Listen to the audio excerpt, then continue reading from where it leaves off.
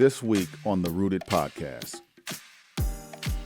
He is Rob Swift. I won't give his resume because you should know it, but we'll touch upon it. But if you're wondering why we made this podcast and it's called Rooted, DJ Culture and Beyond. Rooted. Why are we rooted? We're rooted in our culture. We're rooted in the culture of DJing. We're rooted in the culture of music. And those that help and contribute something powerful always have a welcome space in this space on the podcast. Rob is all the way here from New York. He came in, he was gracious enough to be responsive. He came right in and said he wanted to participate. We are deeply appreciative of his time. And he's coming to share some knowledge, not about just himself, but about DJ culture, about hip hop culture, and the people who, built this thing. So without further ado, ladies and gentlemen, I have motherfucking Rob Swift in the studio. Let's go. Queens. Right. What up? What's up? All right. Rob, it's almost impossible to prepare because we have so much to talk about. I figured that we would just start it out with that question of, if they don't know you, who is Rob Swift? Who are you, man? Oh, man. I could go so many different angles answering that. First thing that comes to mind is I'm the son of Colombian immigrants to America. My dad immigrated to New York City in 1969, got himself established, worked at a factory for a couple of years, sent for my mom and my older brother in 1971, and grinding. Yeah, grinding, like old school style, Scarface style, you know what I'm saying? But legally. And they had me in New York City in 1972. So when I get asked, who are you? The first thing that comes to mind is just my parents, my heritage as a Colombian, and the idea that I'm also the firstborn American in my entire family. Wow. So having that on my shoulders is sort of like, I don't want to say I feel pressure, but there's an honor that comes with that. And I feel a responsibility to do right by my family name. You made it, bro. Yeah, right. You know what I'm saying? You did it. You that's how I feel, bro, for real. Yeah. So, Rob, we're talking about parents are immigrants. They come here. Rob is here. We all got exposed to music somewhat at an early age. Was that same for you? What do you get exposed to musically? Because I want to figure out how you got into being the type of DJ and the type of music you were playing. What are your early influence? What are you hearing musically from your earliest memory? A lot of salsa, merengue, cumbia. These are the styles of music that were popular in Colombia. And my dad was a DJ. Okay. Wow. I referenced earlier that my dad had a factory job. What's his name, man? Jose Aguilar. All right, I want to know. Yeah, Jose Aguilar. Marcelino Aguilar is his name. And he worked at a factory, and back then, minimum wage, bro, was like $4.50 an hour. Yeah. So we lived in a one-bedroom apartment in a tenement building in Jackson Heights, Queens. And I'm not saying this for shock value or anything like that, but I remember having like mice and roaches for roommates, I'm exactly. one of those guys. One bedroom apartment, and my brother and I used to sleep on cots in the living room. And my parents obviously slept in their bedroom.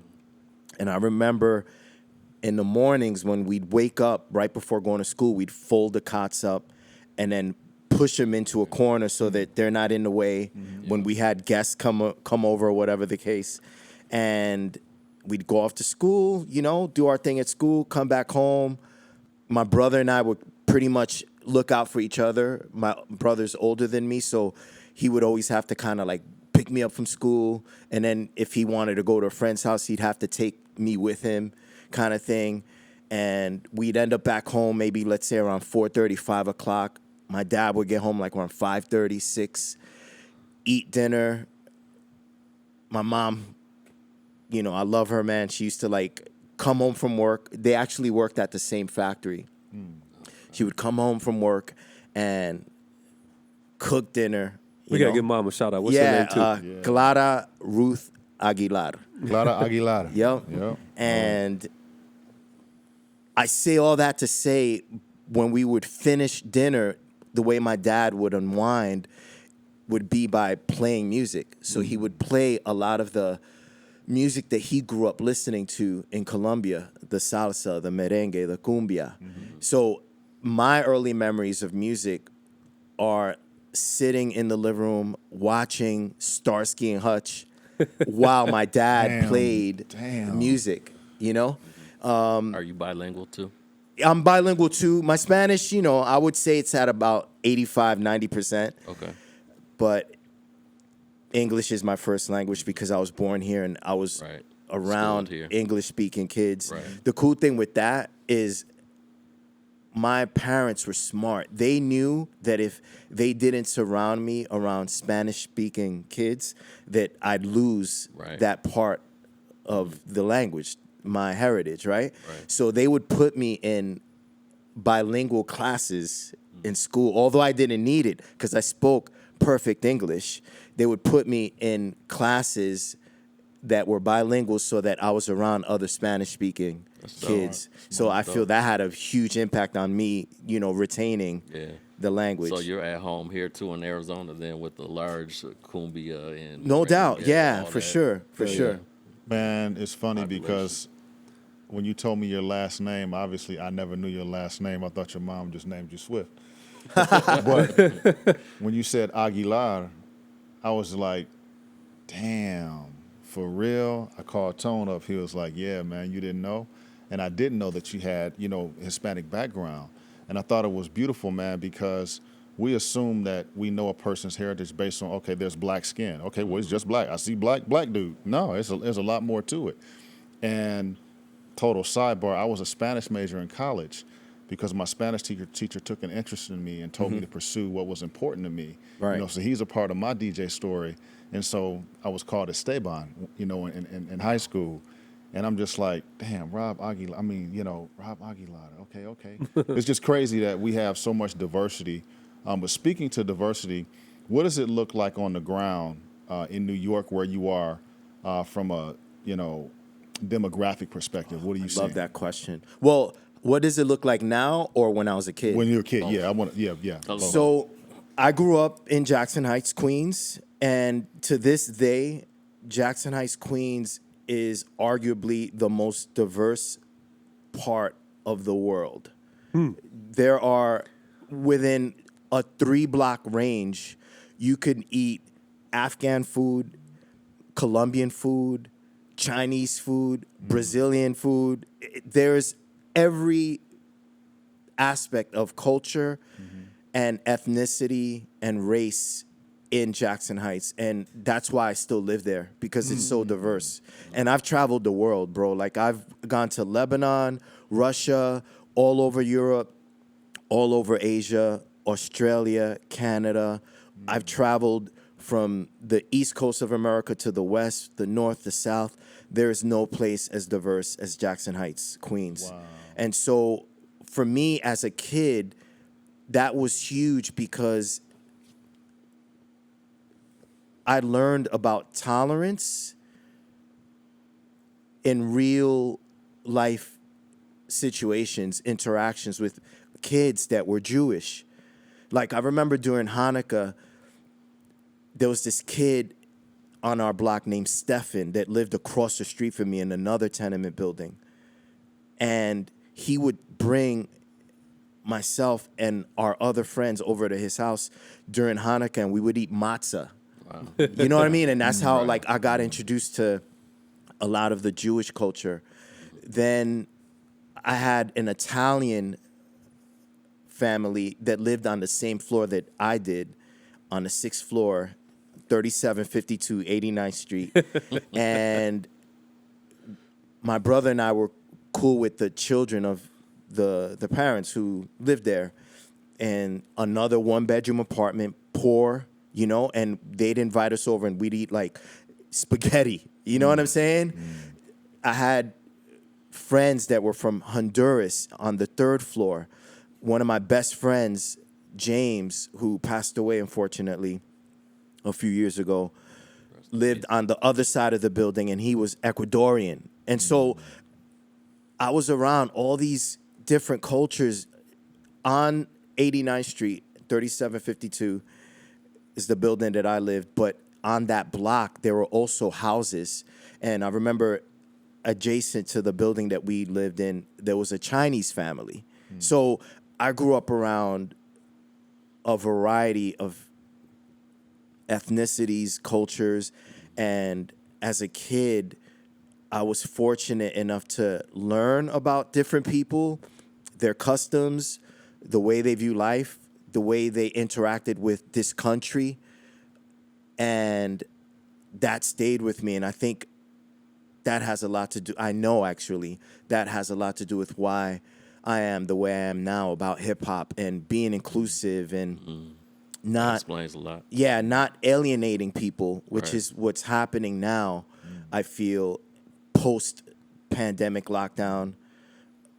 Now, I would assume that you're getting, in addition to just how people live, you're getting different sounds Oh, 100%. That too. from people from, you're getting like world music literally at your door. 100%. 100%. So in that same building that Stefan lived, the Jewish kid that introduced me to matzah, there was a Puerto Rican family. And I remember as a kid, the first girlfriend that I had was Puerto Rican. And she lived in that same building. And I would go over to her house to hang out, and her mom would be playing salsa. Salsa's huge in Puerto Rico. Yeah. And so, Hector like Lavoe is like a Puerto Rican Hector hero. Lavoe, right, The exactly. Salsa, like master. Roberto Roena, another Puerto Rican legend. Willie Colon is Willie Colon, right, exactly. So it's just interesting thinking back to my childhood and how lucky and fortunate I was to be in an environment that wasn't just one single race, And I feel that is the beauty of New York City in the 1970s. And without that dynamic, you would not have hip hop today. People say or like to argue that, and I'm not trying to like jump across topics, but it has. It's impossible not to. Yeah. There's so much. Well, there's the so thing much, is, yeah. it has to do with Yeah. what you said, Okay. Steve, a few minutes ago about when I learned that your last name was Aguilar. I thought you were just a regular Black American kid. It has to do with that in a sense that I feel that post-pandemic lockdown, you have people that were isolated even more, right? Because we couldn't leave our houses, our homes. We had to stay stuck indoors and all that. So they were isolated. And now that the lockdown's over, I think a lot of these people that were demoralized, isolated, alone, are being indoctrinated into this ideology that, well, hip hop belongs to one race. And I feel the opposite. I feel hip hop belongs to everybody, and it's not a monolith. It's not about a race. It's about creativity, and it's about bringing different points of view with regards to culture, and within that culture, dance, song, expression into your experience, and then sharing that with other people, and then letting that sort of coagulate and multiply and grow, So people might see me and think that's a Black kid and not realize Right. that my parents are Colombian, Colombian. So then it's like, is hip hop really, a monolith that belongs to one race, i.e. the Black race, or is it an amalgamation of different cultures, That said, at the forefront during the 1970s, when I was a kid, the people that I saw predominantly DJing and rapping were Black. You can't deny that, right? My brother used to hang out with kids from Corona, Queens, which is the town adjacent to Jackson Heights, where the Mets play, and he would bring his friends over to our house because my dad had, at the time, state-of-the-art DJ equipment. My dad worked his ass off to save money to purchase DJ equipment. Because he loved it that much. Because he loved it that much, but to circle back to that factory job where my dad was making $4.50 an hour, that wasn't enough to pay rent inside that beat-up tenement building that we lived in. Yeah. So my dad picked up DJing to supplement the money that... He was hustling. Right, he was hustling legally, right? Mm-hmm. So my dad was like, I'm going to start DJing to make more money so I could support my family. He bought a 1,300 Technique turntable and a 1,600 Technique 100 turntable. These, I specify the model because these turntables weren't like your normal 1,200 Techniques. Exactly. 1,300 Techniques, 1,600 Technique turntables had like a knob for the pitch that you would twist. Right, you would twist it this way. So there was no slider or fader where you could see, all right, I'm on +3 right now, or I'm going to move the pitch dial to -2. Word. You would have to listen and get a feel for where you were. Was he blending like that? My dad, in all honesty, was not blending. What he was doing, maybe for like 2 or 3 seconds, but he wasn't holding blends the way disco DJs were. Right. And at the time, it's not like my dad was like aware of Kool Herc or Africa Bambaataa. Yeah, that was what I was going to say. Yeah. I was gonna ask that. He just had this equipment, and he would take his record collection, pack his equipment, and get hired to DJ at parties for friends, weddings, New Year's Eve celebrations, and the family would help him transport the gear. So all you guys are going We would together. go as a family. And like I'd sit there and I'd watch my dad control people.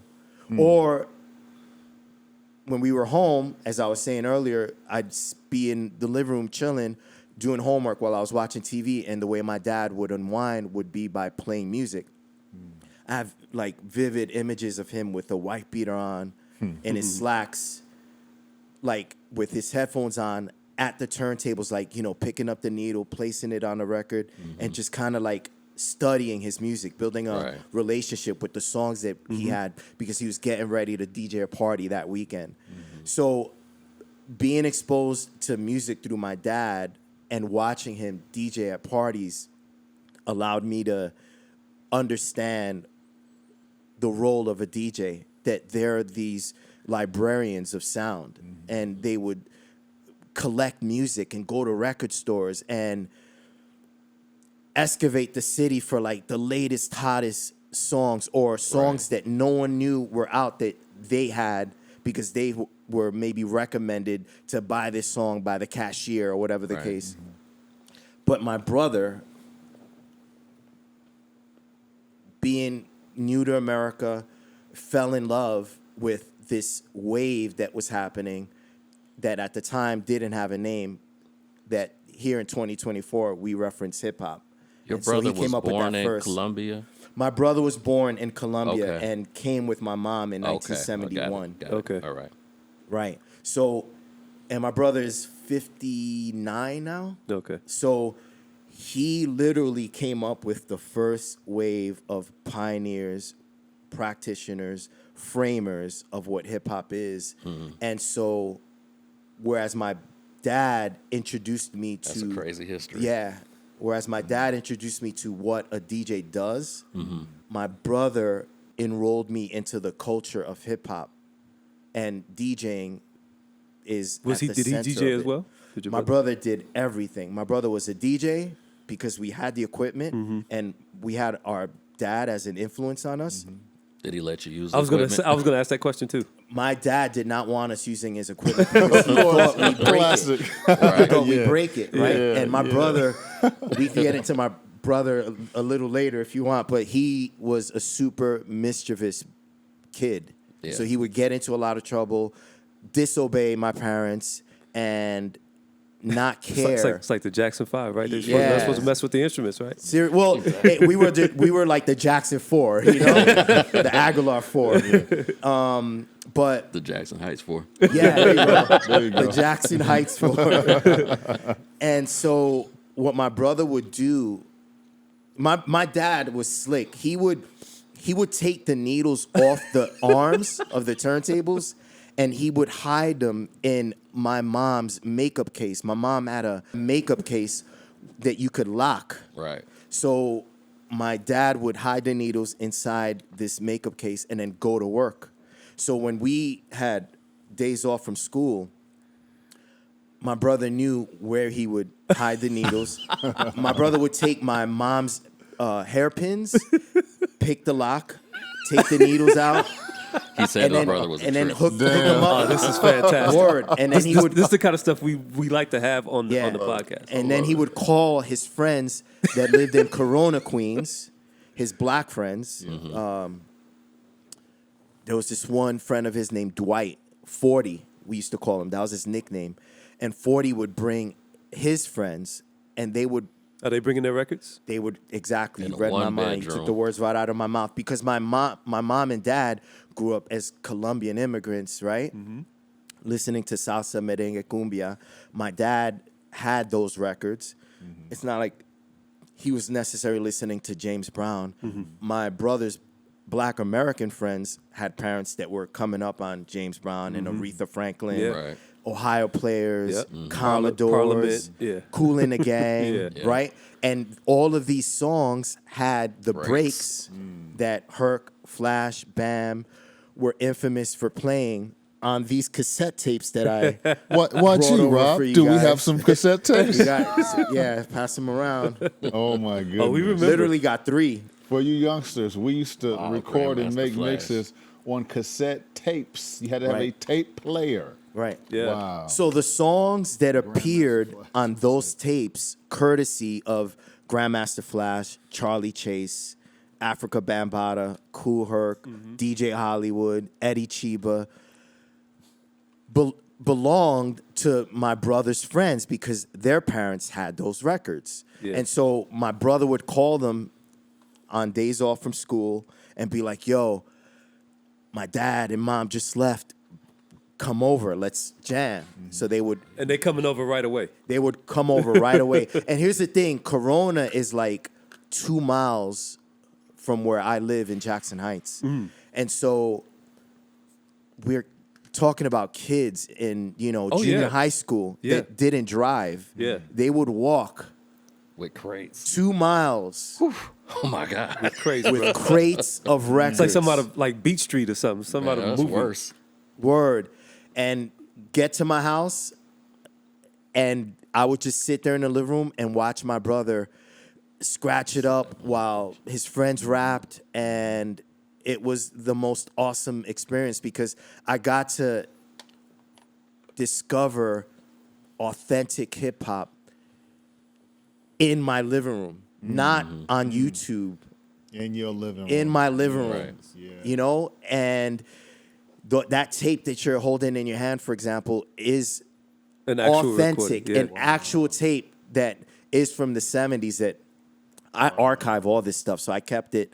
And so That's fire. that's I need a how I copy. kind of like I got to tell you something. ushered into my, hip hop, experience. I got to tell you something. I used to tell all my DJ friends back in the day, back in the vinyl days. If you make a mistake and leave a record at my house, I'm not going to call you and tell you the record you left. You better remember because it's gone.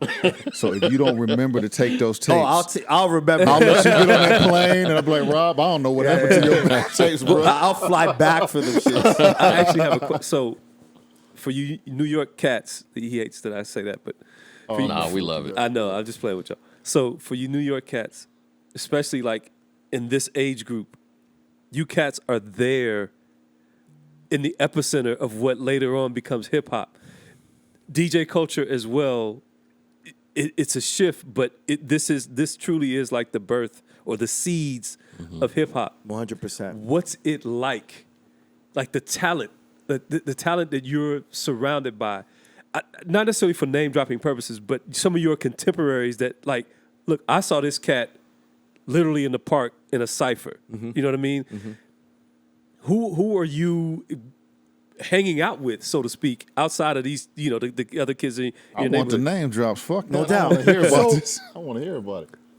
By no means am I trying to give the impression that I grew up around Grandmaster Flash Right. Right. or rubbing shoulders with Jazzy J. I didn't. I was a kid. Mm-hmm. But the thing about hip hop is the beauty of it is that we're talking about a genre that is open to anyone that wants to express themselves creatively. So as a kid, the thing about it is I was too young to be able to jump on a set while my brother was making these mixtapes with his friends, right? And my brother knew if I touched my dad's turntables and broke them, we were both Both fucked, gonna get killed, right? yeah. Yeah, exactly. Right. So I was allowed to watch, not necessarily participate. So the element that I did was danced. I was a breaker. Okay. That was the first element that I interacted with and just built a relationship with. And so by no means am I trying to give off the impression that like I was rubbing shoulders with Crazy Legs or any of the first generation breakers that came before Legs, like Track 2 or Spy. I was in my own world in Jackson Heights interacting with the dance with other kids that were just as curious. So by the time I was 11 and got into junior high school, I linked up with the kids in our neighborhood that were the equivalent of what a Spy was in the Bronx, or a Track 2, or a JoJo, or Jimmy Lee, or Jimmy D in the Bronx. So what I mean by that is we had our own neighborhood stars, right? Sure. And so in the 6th grade, the crew that I started to run with featured a kid named Little Ram, who's a grown man now. He and I interacted, shot each other out on Instagram. Big shout to Romero. My boy Joe, who we called Nay, and his graffiti name was Joe Ski, and he's the one that actually ushered me into graffiti. We had a kid named David who lived in the same building that I live in now. I bought a condo in this building, and he grew up in that building on 82nd Street in Jackson Heights. And his father, I remember, was the super of that building. And we would go to David's house, and he had the shiniest wood floors, so we would love breaking in his apartment because you could backspin like forever. Word. And then we had this white kid that would hang out with us called White Boy Billy, and he used to break with Don't us. we always do that to Yeah. white kids that hang Yeah. out? It's Yeah. always For white white boys. white yeah, boys. yeah, something. yeah, right. It's like you're making this distinction. Yeah. Why, I don't know, Yeah. but that's what we called him, White Boy Billy. So we had me, a Colombian, 3 Puerto Ricans, and this white kid. And those were like the kids in the neighborhood who were our equivalent of what Legs, Ken Swift, a Spy, a Track 2, a Jimmy Lee, a Jimmy D was in the Bronx. Because they were like the kids to hang out with. The whole neighborhood knew who they were. And so I was ushered into this culture as a breaker first. Joey, Nay, was a graffiti writer. All of us pretty much turned into graffiti writers as well, but I hadn't really dabbled in graffiti yet. I was just breaking. And Nay was like, yo, I'm going to teach you how to write graffiti. And he gave me my name. He named me Rob Ski. And I started tagging up Jackson Heights with that name. The 7 Train had my name. And a few months after linking up with those guys and establishing like our own little breaking crew and going to, are you guys familiar with the movie Star Wars? Star Wars? I don't think Star I've seen Wars it. about graffiti? No, I haven't seen it. No, I don't think I've seen Okay, that one. I'm sure people watching it, or at least some people watching it, are familiar with it. Star Wars is a documentary. I guess the brainchild of the movie was a guy named Henry Chalfant, who's a art guy, photographer, and was fascinated by the graffiti scene, right? And so he and this guy named Tony Silver, I believe, directed the movie. And there's a scene in Star Wars that takes place inside a roller skating rink called USA. And at this roller skating rink, the legends of hip hop, from breaking, Rocksteady Crew, Dynamic Rockers, who were from Queens, and those were our idols. Again, I wasn't in the Bronx, I'm in Queens, so Dynamic Rockers, like, we looked up to those guys. Run DMC would perform there. New Edition would perform there. Cold Crush Brothers. It was on 69th Street, Roosevelt Avenue. I lived on 89th Street, Roosevelt Avenue. So we would walk there, kids, and just, like, take in all of these stars and all of this, like, expression and creativity. And so what was it like for me as a kid? What I was experiencing in my living room, courtesy of my brother and his friends, I was also experiencing on practically every street corner of my neighborhood, because all of us were immersed in this culture that was, you know? Yeah, you couldn't get away from it. You couldn't get away from it, and it was beautiful. And although we were in Queens, the beauty of New York City is that it's this grid that's connected by this amazing transit system. So You're getting to right what I was about to Talk ask about you it. about. you had Rocksteady Crew, who lived in the Bronx, commuting to Jackson Heights, Queens, and battling the Dynamic Rockers, who were from Queens. Okay. You see, so earlier I said, well, I'm not trying to give off this impression that I was in the Bronx, but I was in Jackson Heights. And that was its own. Yeah. The Bronx came to you sometimes. Right, exactly. Exactly. Or we created our own version of the Bronx other times. You know what I'm saying? And that was the beauty of New York City, to answer your question. I know I probably took long answering it, That's all right. No, but it's good. yeah, it's like New York City is built on this amazing grid that connects you to different cultures Within a train ride. within a train ride. Within a 30-minute train ride, you could end up in another world. Yeah. And then as a hip-hop artist, you bring that with you as you express your creativity in the form of dance or DJing or rapping or graffiti. Do all the trains go through the entire city, or Well- like some of them just go through Queens? I live in a central part of Queens, between Roosevelt, 69th Street, where USA Roller Skating Rink was located, the epicenter for us of hip hop, and where I lived, 89th Street, Roosevelt Avenue. In between that, you had 74th Street. And 74th Street is like what Grand Central Station is to Manhattan. 74th Street, Roosevelt Avenue was to us. What I mean by that is you had every train, the F train, the E train, the 7 train stopped there, the G train, and from there you could go anywhere. I was trying to get an idea of, like, if you tagged up a train in Queens, would people in like other boroughs see it and you get your name out that way? I was a graffiti writer at 11, 12 years old, and I would, for the most part, tag up the 7 train, and the 7 train ran from Flushing, still does, all the way to Times Square, Manhattan. So I'm not trying to give off this impression that I was all city or anything like that. I was 11 years old, but I was a tagger, and all of Jackson Heights had my name, Rob Ski. Yeah. How'd you get your nickname, Rob Swift? Rob Swift, my brother's friend, high school friend named Jay Vaughn, who rapped, and he would come over our house and make tapes with my brother. And by then, my brother taught me how to DJ.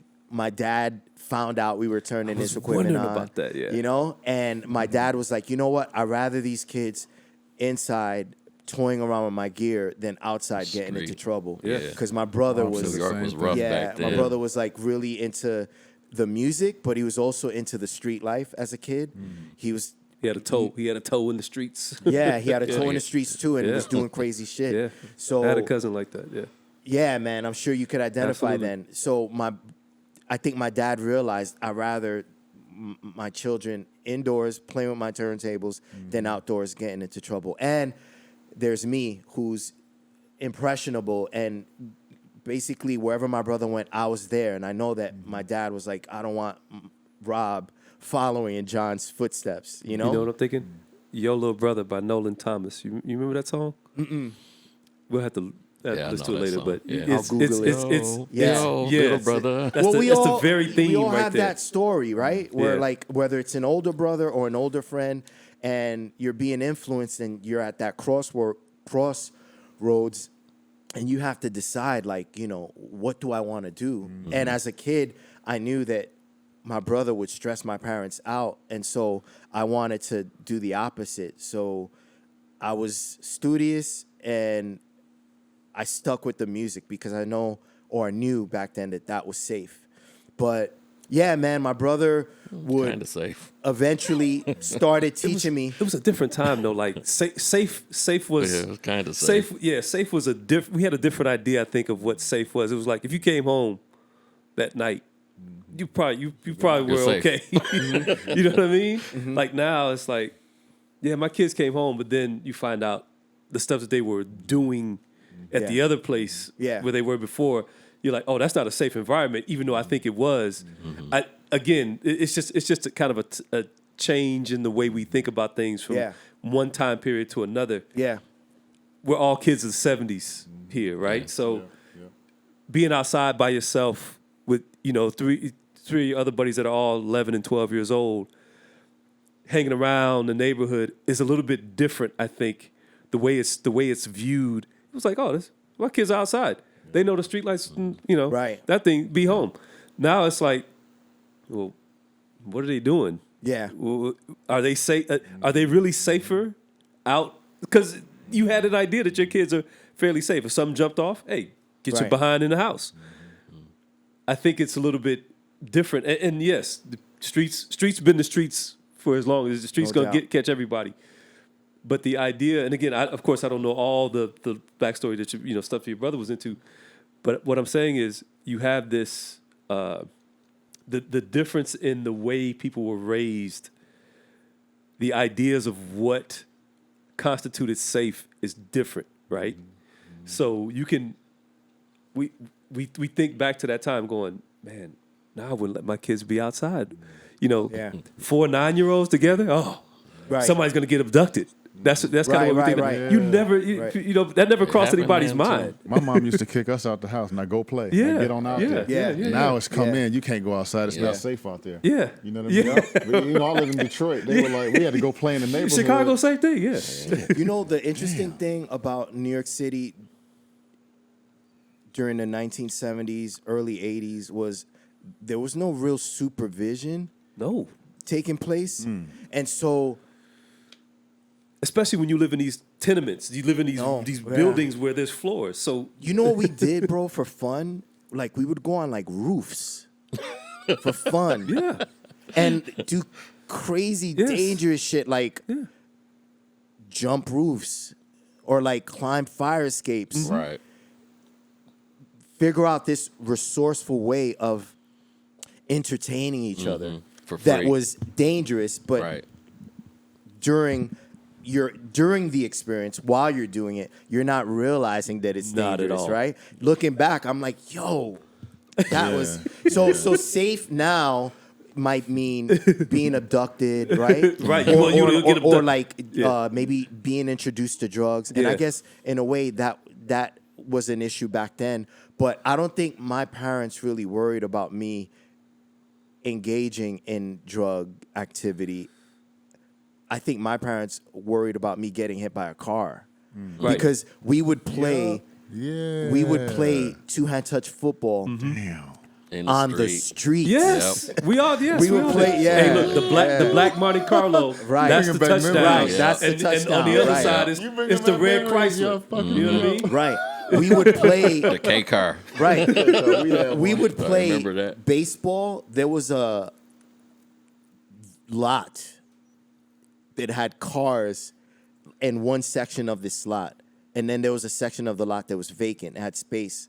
And by chance, the lot was designed like a baseball diamond.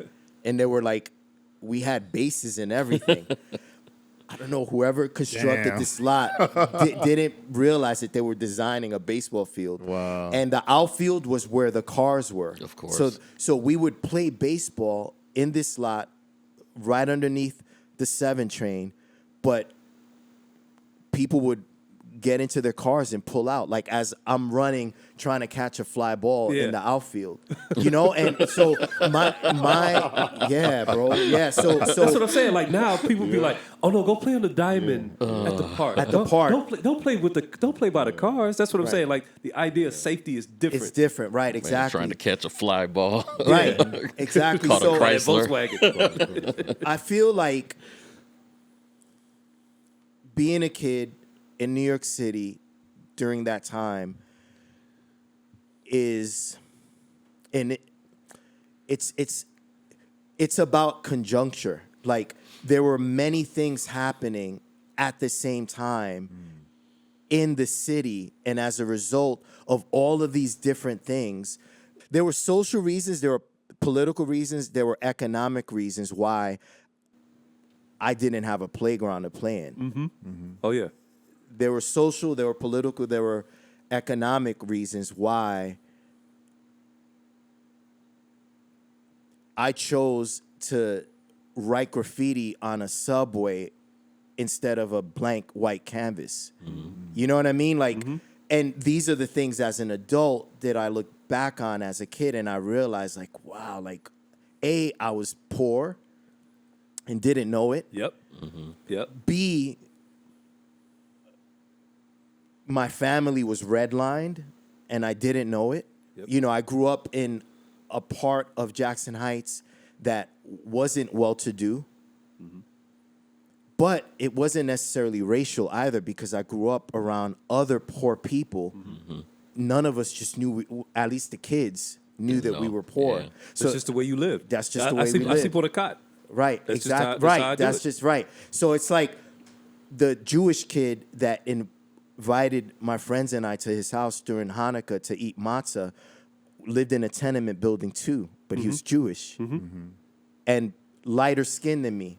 The Italian family that lived on the 6th floor next to mine that would invite my brother and I over to their house to eat spaghetti was poor too. They lived in a 1-bedroom apartment just like us. It was a brother and a sister and the 2 parents, So that, for me, when you guys ask me what it was like what was hip hop like, those are the things that I think about now. It's just the politics, the economics, the sociology that lended itself for this amazing culture to grow and become and create itself. Because you ask the typical average social media user right now, what is hip hop? And they're going to tell you, it's a guy rapping on a stage and, That's the grills the and all thing. that. Yeah. And it's no, that for me is not what hip hop is. Hip hop is being resourceful. Hip hop is having the tenacity to use turntables as instruments. Hip hop is wanting to be an artist, but not having an official art school to be a part of, to learn. So your friend Ishmael from the 1st floor is teaching you how to put colors together and create this piece. You know what I mean? That you're gonna then copy onto a train. That to me is what hip hop is. It's not this product that you slap a plastic sticker on and say hip hop album for sale. Yeah. You know what I'm saying? Rob, you made me realize something so cool, and I felt so dumb in hindsight. I was listening to you speak. And you know how we have the imagery of the early hip hop days, like Curtis Blow, Houdini, that time period. We're seeing little videos and clips. These videos are shot in New York. And I'm looking at the background, and it looks like a war-torn Beirut. It's broken trains and buildings blown out. And I was like, dang, they picked a dope set to do this video. It kind of matches what they're saying in the video. Right. Don't push me because I'm close to the edge. And then you look at the background, I'm like, dang, they look like they on the edge. Right? Like, wow, they must have picked this perfect spot to shoot the video. Right. And you bring out that No, they live in it. they live there. That's the real shit, right? Like, it's an alive piece. Literally, artwork is real life. You know what I mean? Because we're seeing it in an MTV video, whatever it is, and I'm looking at them standing on a mound of shit. You know, just debris and dirty hills and broken out buildings in the background. Yeah. And I'm like, that wasn't a lyric that was created because It sounded Edge rhymed with such and such. It was imagination. Real story. It was fucking for real. Yeah. You know what I mean? And so, for me, that's so deep. And you put a voice to that, Rob. When you talk about that. I try to because last year during hip hop's 50th anniversary celebration, all of these narratives started to evolve about what hip hop is. And a lot of them, I feel, weren't accurate and weren't a real representation of the culture. Yeah. And Wasn't too inclusive of everything. it wasn't inclusive of not just everything meaning like race, but it wasn't inclusive of economics. You know, people think hip hop and they envision Drake driving like a Lamborghini. Yeah, prisons of the moment, though. You know what I'm saying? Yeah. And it's like, no, hip hop is dilapidation. Authentic hip hop is lack. That is what inspired the dance, the DJing, i.e. scratching, backspinning, the art, the graffiti, the spoken word. Don't push me, cause I'm close to the edge. I'm trying not to lose my head. Like, lack, dilapidation is what inspired. Be careful with that tape. I got you, bro. I got you. And I'm just messing with you, bro. Never mind your back, bro. Tape right here. But lack and dilapidation is at the core of what hip hop is, not, you know, It's really popping taking bottles. Yeah, it's something from nothing. It's something from nothing. Yeah, but that's the most you know what I'm amazing saying? thing about it. But I feel like over the years, certain names, so to speak. When I say that, I mean distinctly. I remember, 25 years ago, I guess, listening to LL, because this is around the time Biggie and Mace and Bad Boy starts doing these videos where like everybody has to be on a yacht, everybody has to be, and I'm not singling them out because everyone else kind of was doing something like that, either around the same time. But LL came out in an interview and was like, y'all got to understand, these guys are renting a lot of these vehicles. Nobody's riding around with 3 Rolls Royces, and you just started out. You just hit the scene like this. And I think over time, from time to time, people have tried to tell people this.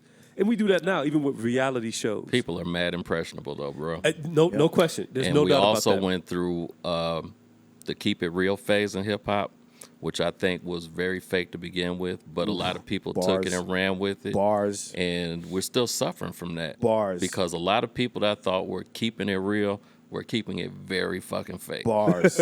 For real. Bars. And I agree with you 100%. it's nasty. It's a nasty game. And you got kids looking at this shit and they want to emulate. Yeah. I'm popping bottles. These motherfuckers ain't popping bottles. Yeah, you don't even live near a waterway. Yeah, but so you on a boat. So they're aspiring to be something that they think this person is. This person isn't that at all. And so they go do, they might do illegal things to try to get to where that person is. Mm-hmm. And meanwhile, this person is clean as a whistle. Yeah. It's nasty. It's a nasty game, man. Yeah. Right. I think that whole keep it real era was more detrimental than we thought it would be. Can we get back to, we skipped over this. We promised we wouldn't talk about too much of the Executioners because that's already out there. If you guys don't know, he's one of the founding members, the members of the original Executioners crew. As DJs, we all know about it, but for the non-DJs and for the maybe newer DJs who might not have gone back and done their history, can you tell us about how you end up being the type of DJ you are, which lends itself to crew, battle, Executioners? Because some of that history needs to be told, brother. No doubt. Yeah. Well, hip-hop is a competitive art. Mm-hmm. It's a sport in some ways. Mm-hmm. And I think one of the things that attracted me about it was the idea that iron sharpens iron.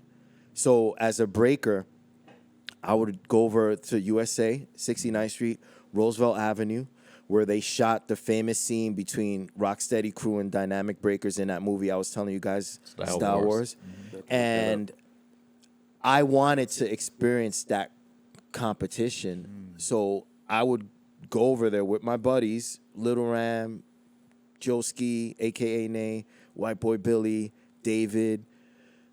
White Boy Billy's my favorite. Yeah, so. White Boy Billy. White Boy Billy had the illest windmills, man. His windmills Somehow were crazy. And you know, we would battle kids, right? Yeah. So White Boy Windmill. Word. So I think the competitive nature of hip hop was ingrained in me from my breaking days. Can you turn that off? Can you turn the competitive nature off? No, I don't think. This guy can't. Yeah, I don't think. I think, like, for example, when I go to DJ battles now, there's always a part of me that's like, I want to get on that stage too. Mm-hmm. Your responsibilities change over time, though, and then you kind of realize, like, well, it takes like a year to really train and battle. Within that year, I have a mortgage to pay or a car note to pay, or I got to put food on the table. I can't channel my energy into practicing for a battle. But I feel like as a breaker, I developed that competitive nature. And so when I discovered battles, sanctioned battles like the DMC, the New Music Seminar Battle for Supremacy in the early 90s to late 80s. 80s, okay.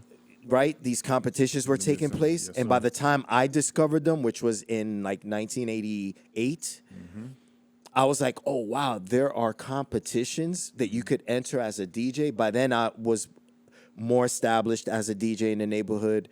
I was DJing proms, parties for high school friends. I was studying a lot of the technical aspects of DJing that I was discovering on record, courtesy of DJs like Chuck Chillout, a song called Hip Hop on Wax, where it's just an instrumental, no rapping, Chuck Chillout just getting busy scratching it up. 2-3 Break was another B-Boys song, and B-Boys was a group that Chuck Chillout was a part of. Big shout to Donald D, who was a member of the B-Boys, OG hip-hop artist. I guess what I'm trying to say is listening to these scratch-oriented records introduced me to the techniques involved in hip-hop. No pun intended. DJing. And, right, no pun intended, and or maybe intended. And when I discovered battles, I was like, yo, I want to take part in this because this is fun. I just didn't know how. I didn't know what route, what doors to knock on to get into these battles because they were more exclusive than they are now. So was it the same kind of? So when you would go to these battles, is it the same like?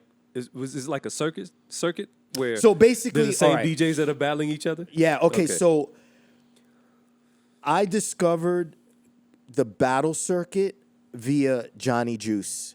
Johnny Juice is a member of the Public Enemy organization, Long Island. He's the can we say it? The Ghost Scratcher for The Terminator Ghost X. Scratcher for Terminator X, exactly. Oh, okay. That's another thing. Keep it real and Yeah. it's a lot, dog. You know, It's a hip lot. hop contradicts itself a lot. Yeah. But yeah, so Johnny Juice had a college radio show with a guy named Jeff Foss, who was the host, and it was called the Post-Punk Progressive Pop Party, P5. I love it. Okay. Yeah, P5. like that.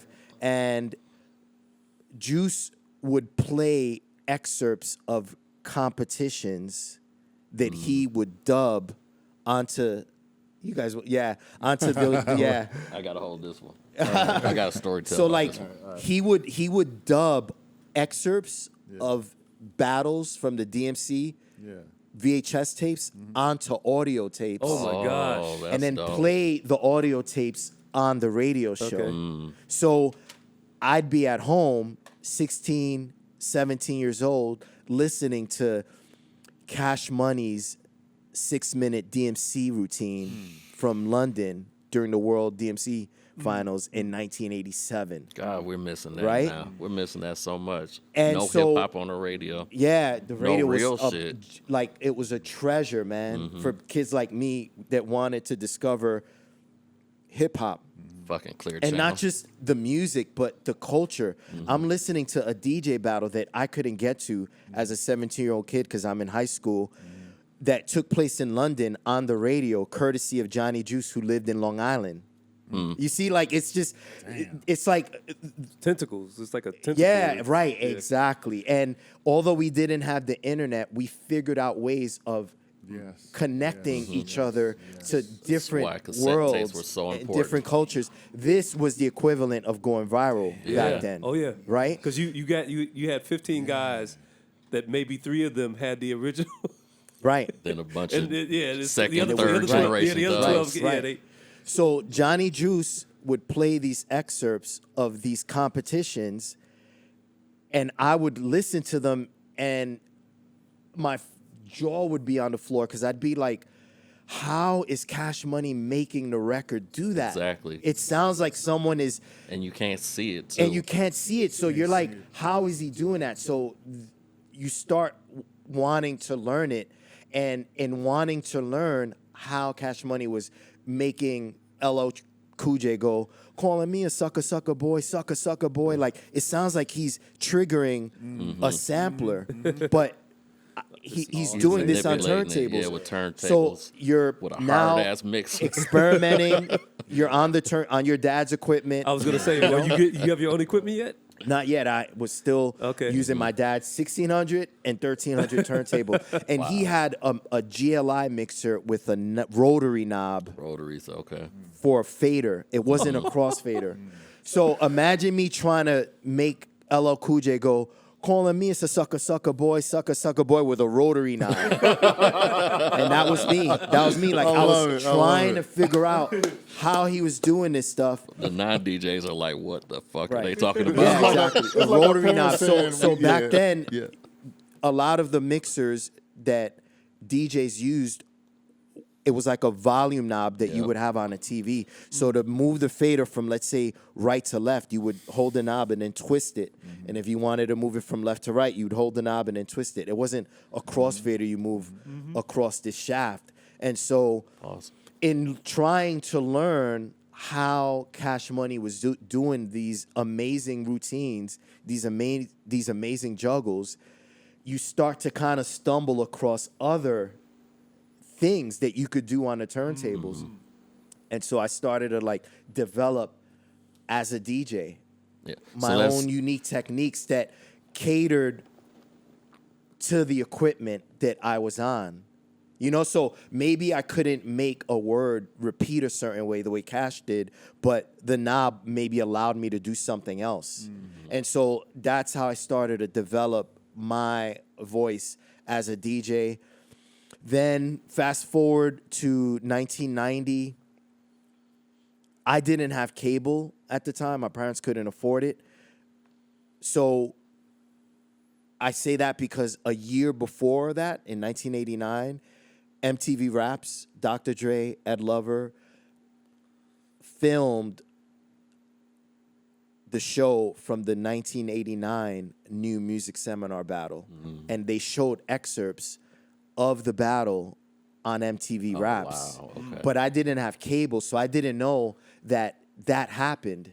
Was that Aladdin and Miz, or was that before? Aladdin and Miz. Right, That shit exactly. changed my Aladdin from LA Yeah, and Miz yeah, from Philly went on Yo MTV Raps. They're on the studio set cutting it up. But I didn't know that happened because I didn't have cable. My parents couldn't afford cable. So I was still listening to the radio. Fast forward to 1990, there was a public access show called, and it's still running, called Video Music Box. And the host of that show is a guy named Ralph McDaniels.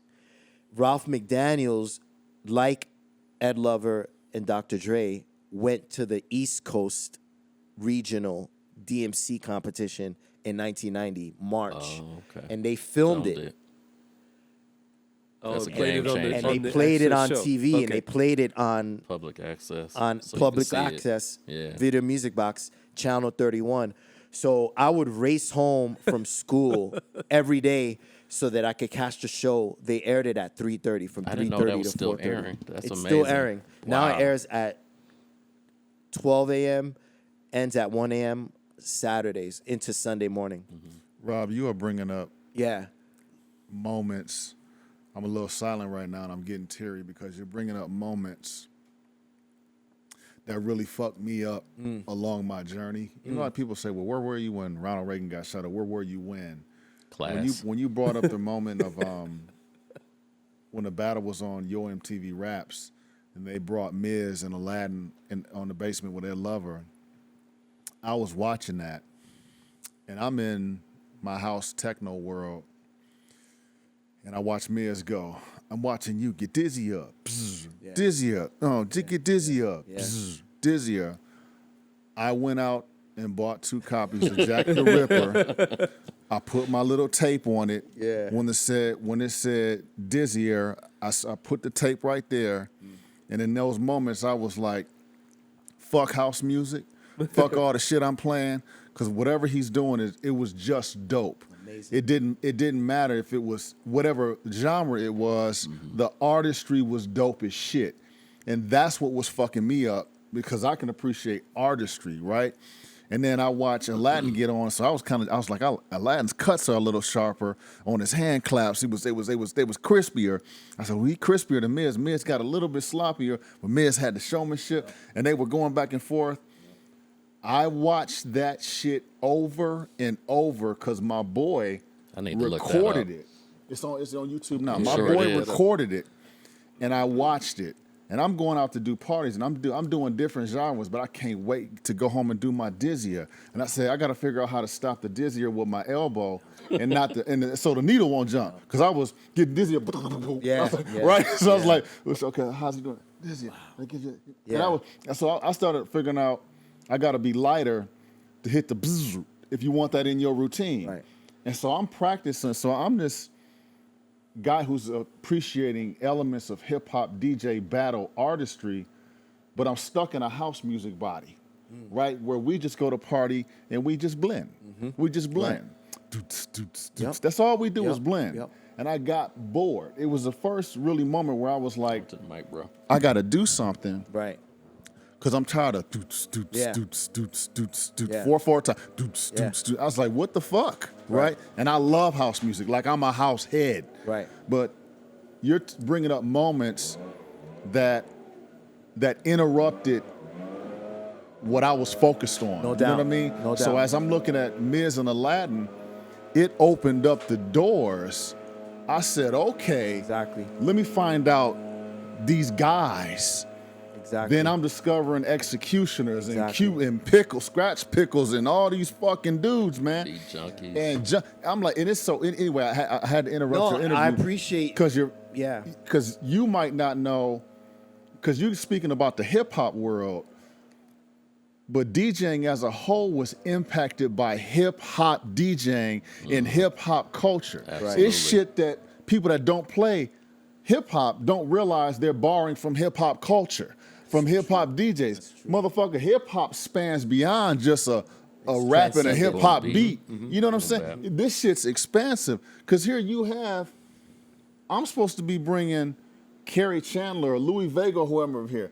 I'm talking about. I'm IGing Rob Swift. Yeah. Right.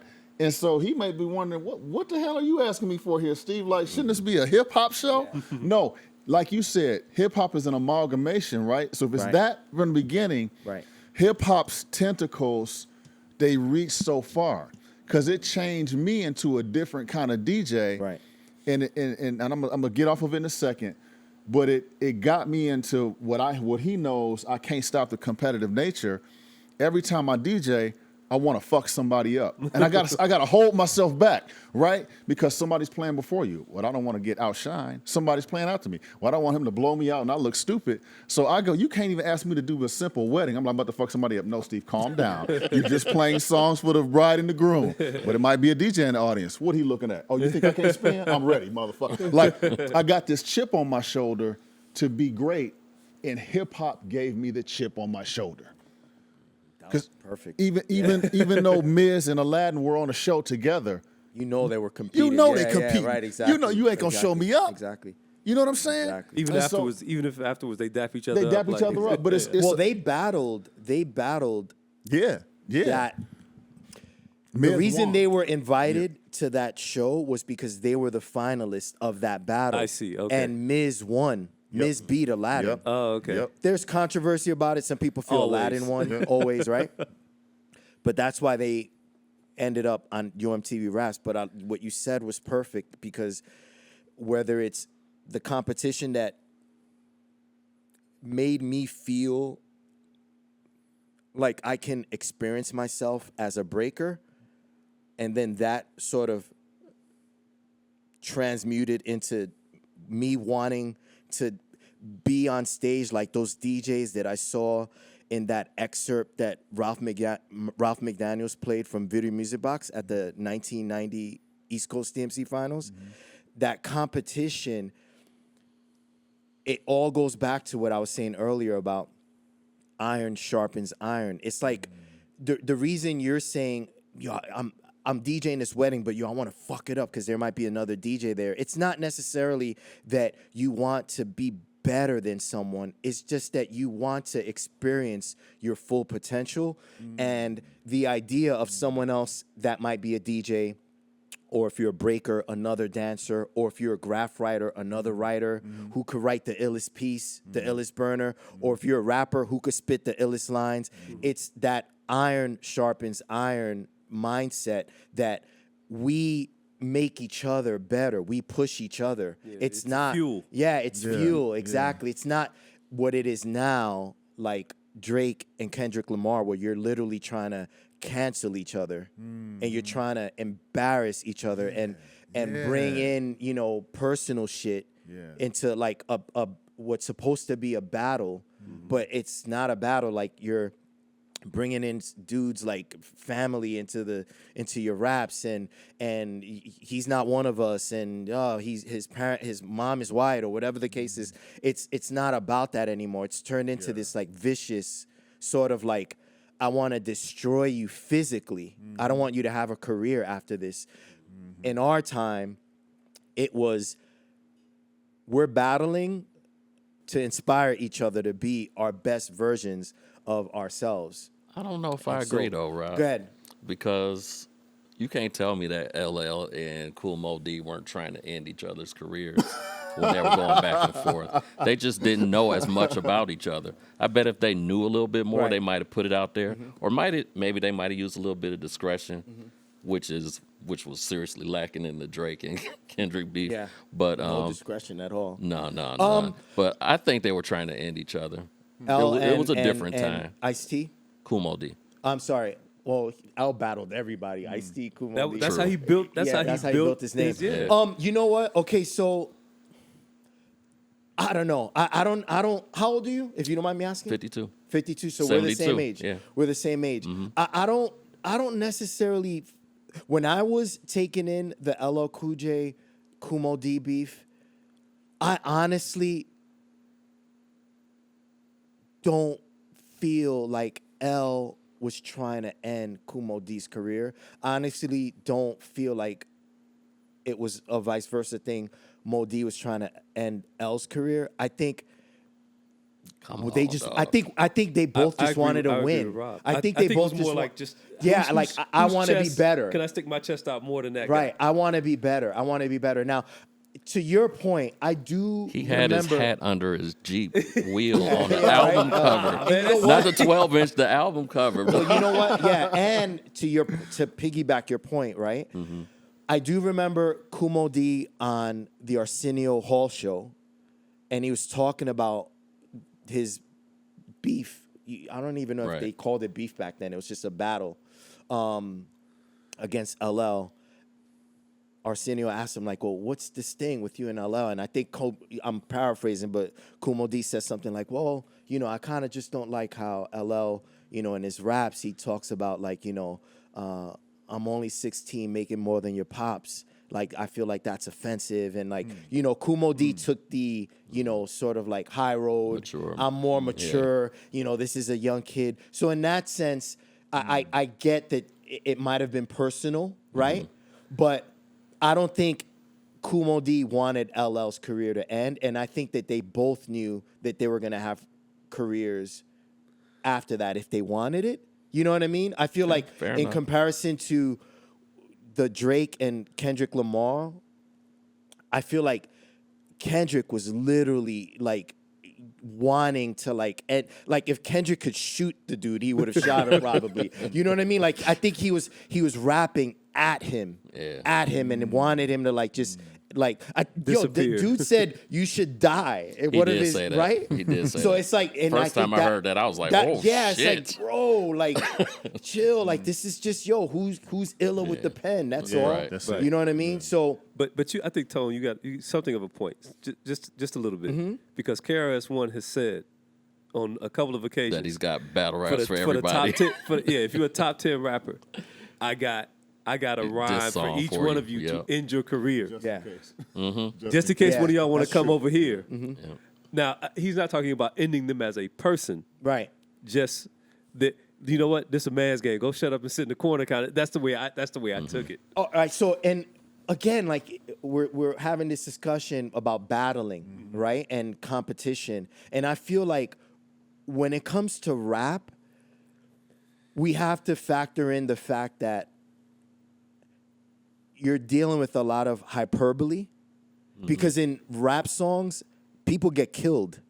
That's true. In rap songs, the rappers are murderers. Yeah. You know what I mean? So it's like we can't take a lot of what they say as serious as we would a real street beef with two dudes that don't like each other out of the studio. Except for one client that was putting confessions and rhymes. I said, dude, you got to destroy his shit. I'm a criminal defense attorney, and my dude was writing about stuff. Like Telling for on real. themselves. I said, dude, you Telling on just themselves. Rap Like, snitches. what is That's that? it. Yeah, Dude right. talked about it. Rap snitches. I know this Yeah. is your reality, but Yeah. not hearing this art, man. Leave it out of here. I'm sorry. I'm sorry. I'm right here. I feel like to bring it back to Sorry, DJ. sorry, No, sorry. don't apologize. All this is interesting stuff. I feel like to bring it back to DJing, what excited me about watching the 1990 DMC East Coast Regional video music box, courtesy of Rock McDaniels, was that you're in front of an audience.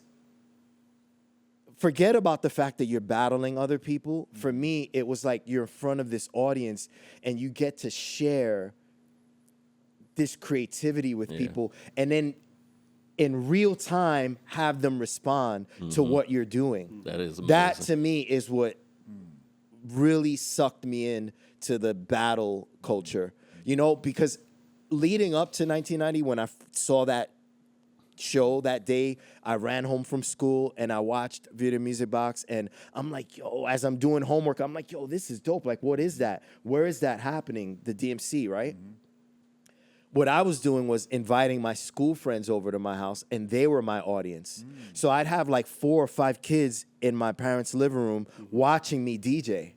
And I would do shit for them, and they'd be there like, yo, that's dope, Rob. So this is after your father gave you the blessing? This was after my father gave me the Okay. blessings to use his gear. So your parents would be home while you were doing this? Okay. My mom will be in the kitchen. That's cool. My dad would probably be locked in his room because my friends were over, and I'd be scratching it up for my friends in the living room, and they were my audience. So when I saw that you could actually do this kind of stuff in front of like 300, 400, 500 people, I was like, yo, this is dope. Yeah. Like I want to experience that. Yeah. You know what I mean? Like sort of like the next level to having your friends over at your house. Yeah. You could hear 3 or 4 kids respond to something that you're doing in real time and know the individual voices, and then hear an audience raw. Roaring at you, roaring. That is what attracted me to the battling. And also, as I was saying earlier, the idea of iron sharpening iron, the fact that, like, I remember watching that and wanting to practice because I saw E. Kim, this kid from the Bronx, cutting up Cash Money Marvelous record. I saw Plastic Man with a ski mask over his face, blindly backspinning Rock the Bells. I saw this and thought to myself, this is dope. Like, these things that these kids are practicing that I practice too, they're showcasing in front of people and then getting a reaction in real time.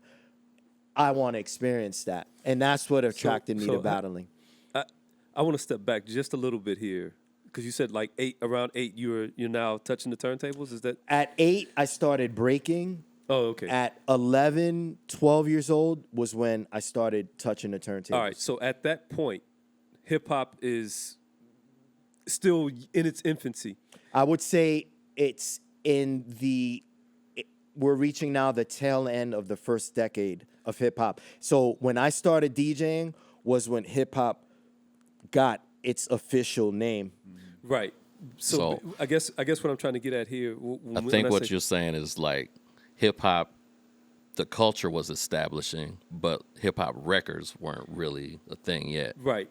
What I'm getting at is Hip-hop this: records, you're like at rapping. you're at the crossroads where traditional R&B, disco, and maybe even like the early kind of, I guess what we call boogie records are kind of fading or start to bleed into, I should say, I guess is a better way to put it. Hip hop is bleeding into their spaces. Not necessarily mainstream, but we got Rapper's Delight is being played in 79, Breaks 79, 78 or something like that. So what I'm saying, I guess what I'm trying to figure out for you, what is that like going from those sounds, the traditional R&Bs, the Earth, Wind and Fires, then the Donna Summer comes along, and then Kashif kind of thing. Those genres now that are kind of traditionally being played on the radio are starting to like, they're starting to be kind of competition, because like in Chicago, apparently there was this thing with house versus hip hop. Right.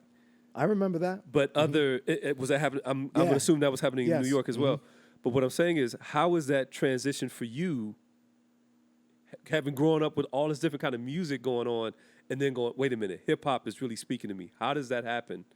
Well, that is a great question, because you just threw me the crazy assist in the sense that you're giving me the opportunity to say on this show with you guys, and for the people that are watching and listening, hip hop is this label that we've attached and created to describe this genre, right? But at its core, hip hop is amorphous. And what I mean by that is there's no structure to it. There's no structure pulls to it. From everything. Exactly. Okay. So hip hop to me in 1979 was Apache, the Incredible Bongo Band. That was hip hop. And then it became Hard Times, Run DMC. And then it became 2, 3, Break, B-Boys, Chuck Chill Out, Donald D. And then it became Divine Sounds, Do or Die Bed-Stuy. What I'm trying to say is that there was no transition that I needed to make mentally with regards to the music as a DJ that I was playing in hip-hop, because hip-hop has no structure. It's amorphous. You can't, at its core, you can't box it into anything, because the minute you do, it breaks out of that box and becomes trap. Well, the other thing, Apache's not, at the time, is not considered hip-hop. It's just a record, right? It's just no such thing as hip hop. Right. There's really no such thing. What hip hop is, if you want to get technical, it's a product that is described by having 4 elements to it: breaking, DJing, rapping, graffiti. And this product was packaged into a box by the likes of Africa Bambaataa and Fab Five Freddy. There was a bow put on top of it, and then it was given to Hollywood to sell. It was given. I thought you meant DJ Hollywood at first. No, not DJ Hollywood. It's like, well, explain that. One of the first rappers before Coke La Rock, not him. It was this product that was boxed. They had a ribbon wrapped over it, bows put on top, and then they gave it to Hollywood and was like, here, sell it, make movies. It was given as this product, as this packaged thing to the record industry. Here, this is what your albums, now that we have this official thing called hip hop, this is what the albums could look like, because you have the imagery, the graffiti. This is what it should sound like. You know, there's the scratching. You know, you put this DJ on for the music videos, i.e. Buffalo Gals, Malcolm McLaren, world famous Supreme Team. That's a product that's being sold to people under the term hip hop. But, and I don't mean to get esoteric on you guys, right? But honestly, hip hop is more of something that it's action. It's something that you witness taking place. And then when the people, whether it's MCs and DJs, whether it's breakers going on the floor at a roller skating rink while Baby J is cutting it up, you know, backspinning Apache, or whether it's what you see in the music video, like Malcolm McLaren, Buffalo Gals, graffiti, you know, as you're hearing this music and it's cutting to a scene of someone doing a backspin or a headspin. Hip hop, in that sense, is this product that's been sold to people, but at its core, it's really the act of the backspin, or the act of the rapper rapping, or the act of the DJ using a turntable as an instrument, because he can't, for whatever reason, economics, politics, doesn't have access to music lessons, so he turns to a turntable as his instrument. A graffiti writer that isn't allowed inside an art school is going to use his city as a canvas, right? The breaker that isn't allowed, maybe he doesn't have the money, him and his friends are poor, can't go to a dance studio, right? Or they're not allowed to dance inside nightclubs because they're dirty. Will dance at a park because it's free, and no one can stop you from walking inside a park and dancing on concrete, right? That's wow. The rapper, so it's hip hop to me, you know, for example, the rapper putting words together and rapping, right? Can't sing, but he's still expressing himself and his ideas and his feelings the way a singer would. Right. But he's doing it in this like bastard language sort of approach, you know, to like what a singer would, right? Hip hop for me is something that happens.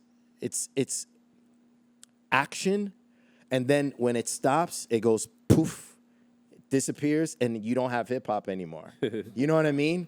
That to me is what hip hop is, and I get that like we live in a world where like we have to categorize things now and all that, but you couldn't tell me that what these kids were doing from, let's say, quote unquote 1973, the quote unquote first hip hop party, Kuherk, 1520 Cedric Avenue, to let's say 1983, right, when the movie Wild Style was released. To me, that's the most authentic hip hop film ever made. You couldn't tell me that they knew they were creating hip hop when they were rapping, or they were immersed in hip hop when they were breaking or DJing or writing graph. They were just expressing themselves. So hip hop to me is just expression, but the medium of expression runs counter to what we know to be expression. Singing, Barbara Streisand, for example, or dancing, John Travolta, Saturday Night Live. Saturday Night Fever. Saturday Night Fever. Let's say DJing, David Mancuso. Thank God it's Friday. You know what I'm saying? Right, like at the nightclubs and stuff Right. like that, Yeah. right? Venus flytrap. And then art, you know, whatever that is, like back in the days, Picasso, like what we would think an art painting is. Hip hop, it expresses itself through mediums that run counter to the norm, and it's counterculture. action. And once it stops, that's it. It's not hip hop anymore. So you know, you can't take this water bottle. You can't take this water bottle and, you know, put Drake, Nicki Minaj, produced by Dr. Dre, and then stick it in the hip hop category of bottles, and then look at it and be like, that's hip hop. Yeah, it doesn't work that way. You know what I'm saying? It to me, hip hop is action. It's what I was witnessing in the living room of my parents with my brother and his friends. Did people in the Bronx know that my brother was on my dad's turntables cutting it up and his friends were rapping? Oh, that's what his friends were doing this. Yeah, Okay. that's exactly what's happening. And then I'd be Okay. breaking Okay. in the middle of the living room. So you guys are putting all these pieces of the culture together in one In particular one spot. place. Now, So Rob created hip hop. well, yeah, right. I wish.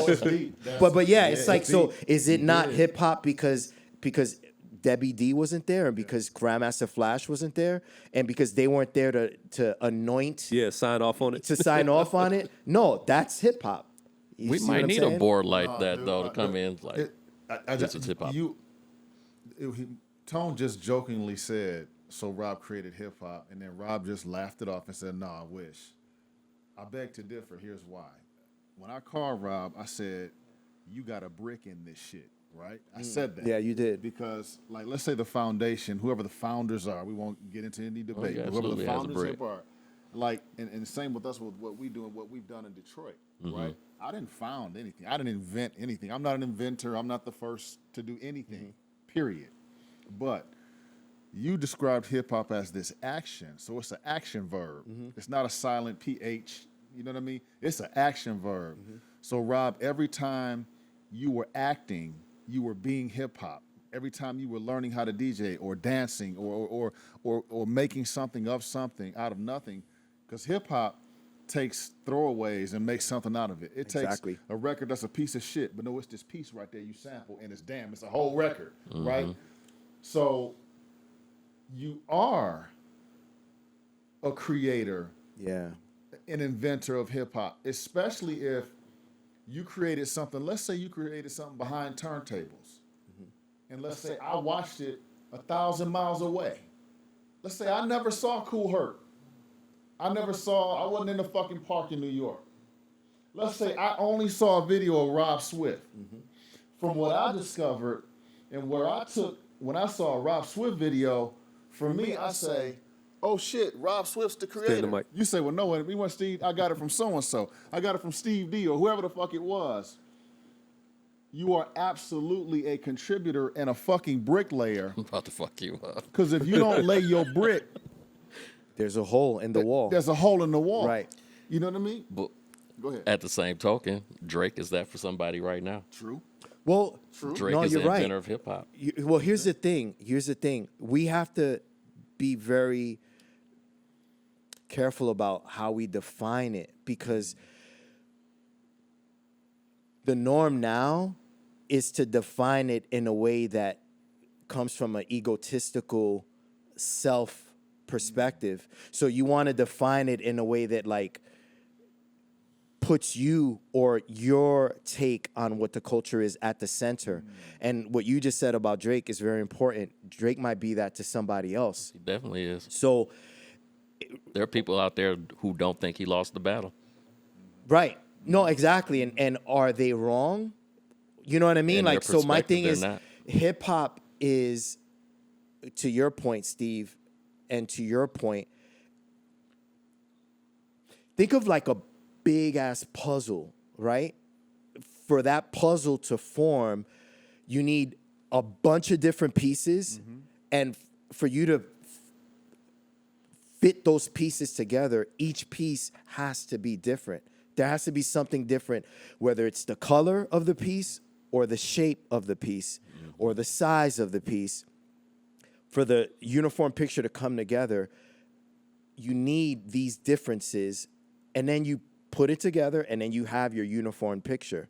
And I feel like hip hop in many ways is an analogous for a puzzle, because all of us, every practitioner in hip hop has their individual piece, right? And if you take the piece out, I'm not talking about the product, right? The product is one thing. Like, yeah, like some people are signed to record labels and have appeared in movies, but I'm talking about the culture, which is something completely different, right? So hip hop is an amalgamation, a combination of contributions of a vast amount of people. So, you know, when someone like a legend, for example, gets on a podcast and says like, well, you know, I'm hip hop, you know, I feel like we as hip hop heads, when we hear that, we got to take into consideration that like we're all a part of this structure that makes up hip hop. And we shouldn't look at like a pioneer or a legend as the main piece. You know what I'm saying? And I just feel like sometimes, especially like with this whole hip hop 50 thing, man, it's turned into this like, well, That rubbed a lot of people the wrong way. like I'm the first to do this, I'm the first to do that, and it becomes like this, like you're viewing hip hop through this like lens of self, like, well, what I did and my thing since hip hop 50, when I get on podcasts, is to say the whole is bigger than the sum of its parts.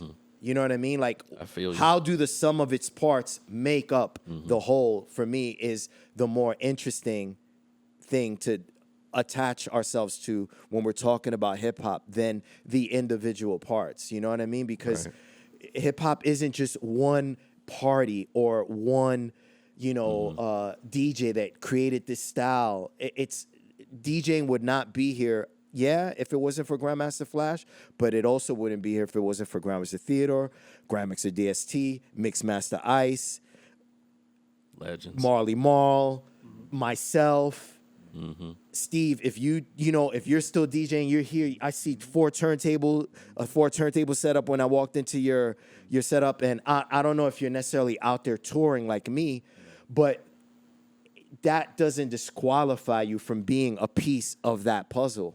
You know what I'm saying? No, I'm happy, And that's Rob, the thing, yeah. because I'm happy this conversation is taking place because I knew I would need a pen and paper when you came here because you're giving out nuggets and you're making people realize that we're a part of something, and each little piece is bigger than the whole. So because I'm not a so and so and so and so, doesn't mean I don't have a piece. In Exactly. the puzzle, right? Just because I'm in another genre, most of the times, doesn't mean I don't have a piece. Because you made me realize as I'm sitting here. See, I own Apache. I have that 12-inch in my collection. When I bought it, I wasn't thinking quote unquote hip hop, but I learned about Apache through hip hop culture. You know what I mean? Because that was a big seminal record. And I just want to know, what was the big record that went dun dun dun dun dun dun dun dun? I was just like, ooh, that's a big ass intro. That's just, it was just powerful. Himosabe, jump on it, and everybody went woo, woo, woo, woo. That record fucked me up. I can't even think back to when I first heard it, but I know it was because of somebody in hip hop, right? So I took the Apache record and I blended that into my sets, and they weren't hip hop parties, but I wanted to be dope, right? For me, being DJ was about being dope. How could you impress with these records? How could you have a delivery that was sweet or just dope? You know what I mean? For me, I don't want to just play music. I want to be dope with that shit. So I would take that Apache record, because it was kind of mid-tempo-ish. I just speed it up a little bit so it fit the shit that I wanted to do. And then I'd be in a party, not a hip-hop party, I'd be in a house set, but diversifying my music, dropping Apache. And they like, damn, this motherfucker played Apache? And I'm like, yeah. I should have said yeah, because I'm hip-hop. You know what I mean? I'm always telling this dude, man, I'm not real hip-hop, dog, because I'm not trying to step on toes. I'm not trying to overstate what I do. And he tells me, man, you are hip-hop. Yeah. You are confident in hip-hop. And but I'm so respectful of the culture and people that do things better than me. I don't call myself anything. You know, I just want to be a great DJ. But, bro, you are bringing to light that we are all contributors. You're very selfless, Rob, every time you speak, and I appreciate that. But back to the interview at hand, since we got you here, I need you to be a little bit selfish and tell us more about Rob Swift battling, your mentality when you went into battles. When did you realize that you were getting good? When did you say to yourself, you know what, I'm about to fuck somebody up? Because to the battle, because I don't hear you talk like that, but I know behind closed doors, you got to be like, I'm going to fuck them up. And then when you came up with your Biz Marquee, you had to be like, I'm going to kill him. I appreciate that you know what I mean? question, Tell me about that. So I remember thinking when I watched Video Music Box, I want to be a part of this world, but I'm 19 years old in Queens, and I don't have the connections to that underworld of DJs. Back then, to enter a battle, you had to be handpicked, chosen by curators of these battles. So somebody had to see you then. Someone had to see you and know you. Or know you. And know you. So there was this guy named Kevin Maxwell who was the A&R of a record label called Tommy Boy Records. De La Soul, WizKid. And so he and Clark Kent, who at the time was DJing on the radio. Clark Kent also DJed for Dana Dane. Clark Kent, Kevin Maxwell would handpick the DJs that would enter these battles. Wow. Damn. I didn't know New Clark Seminar Kent was battle, that ingrained. DMC like that. battle. That has a lot to do with why, if you think about it, and this is no disrespect to the talent that we see in battles today, but in all honesty, this is why when you watch a videotape on YouTube from, let's say, 1989 and 1990, just the authenticity that you're witnessing, you feel it different from the DJs now. It's because they were handpicked competitors. So it was people that like knew what the fuck they were doing and how to battle. Whereas now anyone could get in a battle. You don't even have to be ready. You could just get right in and then see someone on YouTube, and you know the talent level is just not there. You were chosen. So I didn't have and he connects. I'm this kid in the 12th grade going to Newtown High School, about to graduate, thinking about college. I wasn't in the scene like that. I was more reserved, introverted. I wasn't like a kid that would go to nightclubs like that. So it's not like that was my network of people. So I was wondering about that. You didn't sneak in as you want one of those guys. You hear about these guys, particularly with an older brother like you have. I can get in with him. Yeah, You well, weren't- I you would weren't- go to concerts like Nassau Coliseum had Rakim, Dougie Fresh performing. I remember one year I saw Public Enemy in the Bronx at this really small nightclub called Stardust Ballroom. I remember seeing Cash Money and Marvelous at Irving Plaza. I saw Johnny Juice there with Kings of Pressure. So I would go to events, but we would be there and no one knew who the fuck we was. We were just these kids from Queens. You know what I'm saying? So it's not like we had a network. Oh, I see what you mean. Right? In 1990, a mentor of mine, this kid named Juju, who is one half of the Beatnuts, Oh, okay. and I met him through Psycho Les, who I went to junior high school with, Okay. was like, yo, These are name drops we've been waiting for. yeah. I've heard this story before, but yeah, they have heard this. Right on. So Juju was like, at the time, Juju was starting to really make connections with a lot of the people that were on, like Jungle Brothers, Right. Red Alert, and They stuff were like that. They were official native Official tongue hip at hop the time. heads, right? Yeah. He's starting to hang out with these people. And I say that because Juju was already a friend of mine. Like, he would come over to my house with Les, watch me DJ, watch me and Les cut it up and stuff. So Juju was sort of like a second big brother to me. Okay. And one day he was like, yo, Rob, I see that you're serious with this DJing thing. I'm going to introduce you to my boy, Dr. Butcher. And Dr. Butcher was Cool G Rap's DJ Oh, and lived in Corona, the same part of the city that my brother used to hang out in.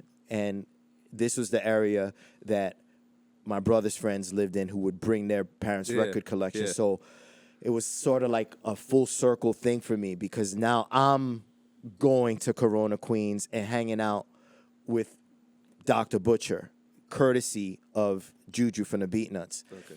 And so I went to Dr. Butcher's house, and I remember the first day that I got there with Juju, I brought records, and these records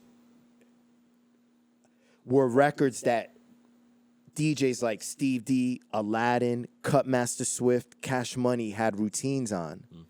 And I learned those routines.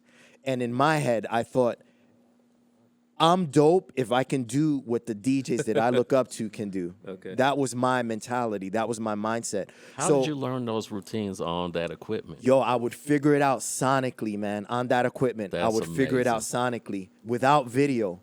The only tapes that I had was the video that I recorded from Video Music Box in the winter of 1990, March. Had you upgraded to like a Radio Shack mixer? I or did anything? upgrade. By then, Okay. By then, All I right. bought my own Gemini mixer. Okay, I thought you were saying still doing that on the road. So I was still using, I was still using my dad's Technique turntables. Okay. But my mom, I saved my mom's allowance money that she would give me, and I bought a Gemini mixer from like Radio Shack. So you starved for right. hip hop. So right, That's yeah, what's man. up. So I learned the routines. Well, you said hip hop that- was lack.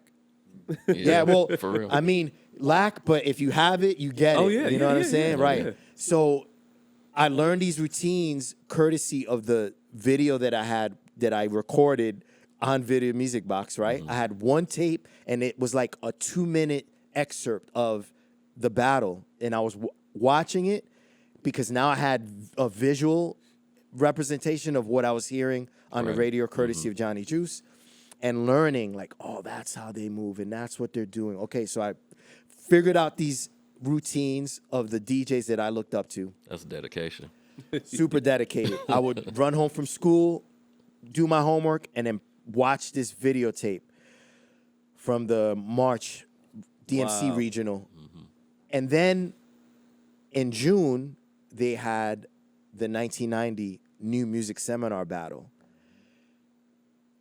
Psycho Les and Juju started, like I was saying, Juju started to kind of like get in the door, the hip hop door, so to speak, right? So now Les, who I came up DJing with from the 6th grade, would get word like, yo, they're doing a battle. Whereas before we met up with Juju, we were just these kids in Queens Right. that were hip hop, but not connected to the bigger grid, right? Now through Juju, we started to get connected. And Les was like, yo, they're having a seminar battle here at this place at this time. And it was in Times Square. And he was like, yo, Rob, me and Juju are going to go. You should meet up with us. And I was like, yo, I'll go. And I remember I went, and I never, like, I don't know if Juju and Les were there because I didn't see them. I went by myself. But I went, and that was my first battle that I saw in person. Are you on the train with your records, man? No, I was on a train, but I didn't take records. Okay. I just went to Just spectate. watching. Oh, Yeah. I see. Okay. Because, again, I wasn't a part of that clique. So this is 90, This is 1990 summer. and then you win in 92. Yup, and then I won in 92. A 2-year Crazy, dude, time right? period. So Wow. I go to the battle, and I'm there, and all the DJs that I looked up to are like within a foot or two away from me in the audience, watching guys like Steve D from Harlem, New York City, Francesco from Italy, Baby J, or is it Baby G? Baby G was his name, from Texas. Oh, wow. Flamboyant was in the battle. He was a DJ for Onyx, and he was from Queens. So I'm there watching it in person now and taking it all in. Pause. And seeing it in person, I was sold. And I remember thinking, yo, next year, I'm doing this. I'm going to be one of those kids on that stage sharing my creativity with people. So I made the decision mentally to compete. Go home. Couple of weeks later, Juju's like, yo, man, Rob, I've been practicing too. He calls me, and he's like, yo, Rob, I've been practicing too. Check out, like, what I've been doing, and I want you to let me know what you think. So who I think is Juju cutting up Welcome to the Terror Dome was actually Dr. Butcher. Juju was playing a joke on me. He wanted me to think that it was him, but it was Dr. Butcher. So Wait, Juju, this is on a phone call. and it's on a phone. This is Landline. before Landline the landline, cord and everything, right? right. Sitting next to my phone. This is before, obviously, smartphones, so it's not like he could send me video, so Right. it was This easier ain't to even trick speaker. me. This ain't Right. even no speakerphone. So I'm So listening your to jaw who just I had to think. drop. Yeah, my Like- jaw was on the floor. I'm like, yo, Ju, like, How'd how'd you you get get so so good?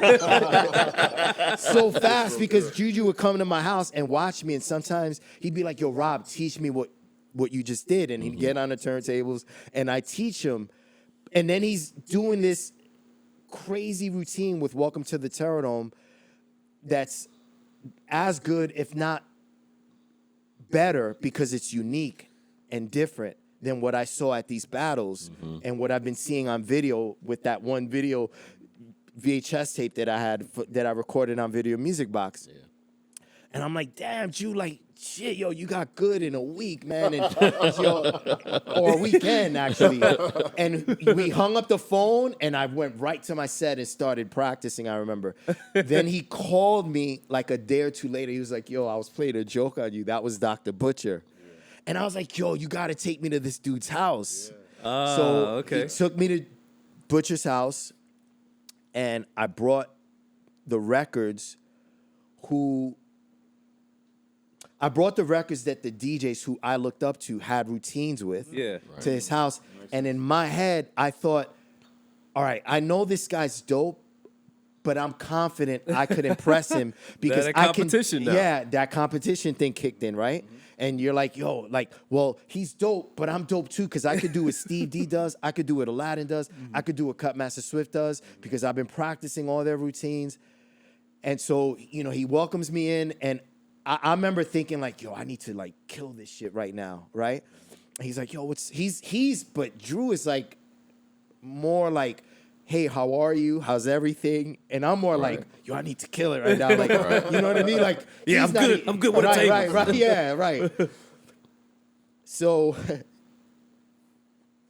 Drew takes the covers off the 1200s. You know, he's setting up everything, and I'm just like a bull, ready to just, get on and tear it up, right? I'm seeing red.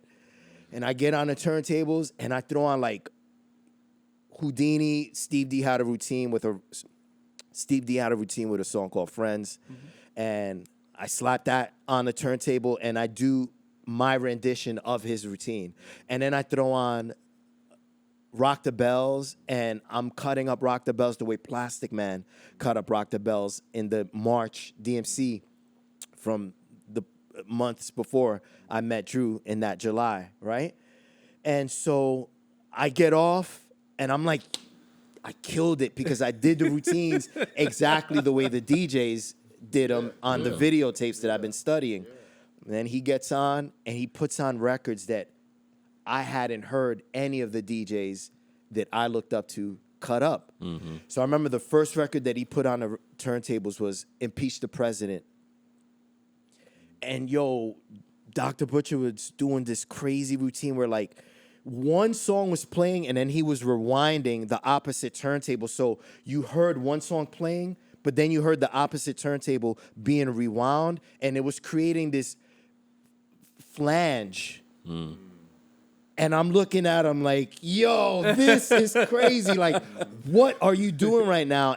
But he's just doing it, but for fun. Whereas I was doing it to like prove myself that I was dope. Yeah. He's just being creative. And then he takes off Impeach the President, and then he throws on Welcome to the Terror Dome, the same song that I was hearing who I thought Juju was Right. cutting up. He threw that on like to do it for me in person. And then he proceeded to obliterate Chuck D's voice, the beats, all that shit. And I'm there like, wow. And then he stops. And I'm like, before I even allowed him to say anything to me, I was like, yo, could you take me as your student? You know what I mean? Yeah, like I just got, but I got humbled, but he wasn't trying to humble me. Right. I just felt humbled because it was like, damn, I came to this guy's house like wanting to show him that I'm dope. He just wanted to practice with me. And so that humbled me, okay, yeah. right? Yeah. And then B, I remember thinking like, yo, like I just went up on his set and I did other people's routines. And Drew, Dr. Butcher, was using records that nobody was using. He freed you up, right? To say, I don't have to play what everyone else is playing. Exactly. I can do this Rob Swift style. Exactly. Not only did he free me up, like physically showing me by example. It's interesting that you said that just now, because after I said, yo, could you take me on as your student?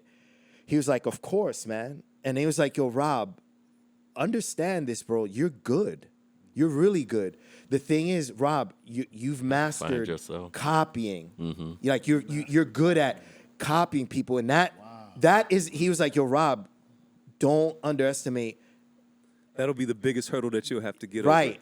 over. He was like, basically, he was like, because again, I felt stupid that he was using records that nobody used, and I think he realized that, but he picked me up, and he was like, "Yo, Rob, what you learned how to do is not easy." No, right? at all. He was like, I'm going to teach you how to extract your voice Yep.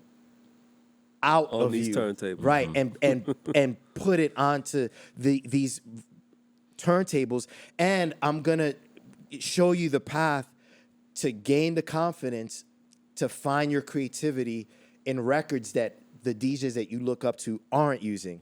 You know, he didn't say it in that way, but that's basically what he said. You teach your students that now. And Yeah, I he teach does. that That's what I was to my gonna- I students was gonna now. get to, yeah. Exactly. Let me ask you a nerd question right quick.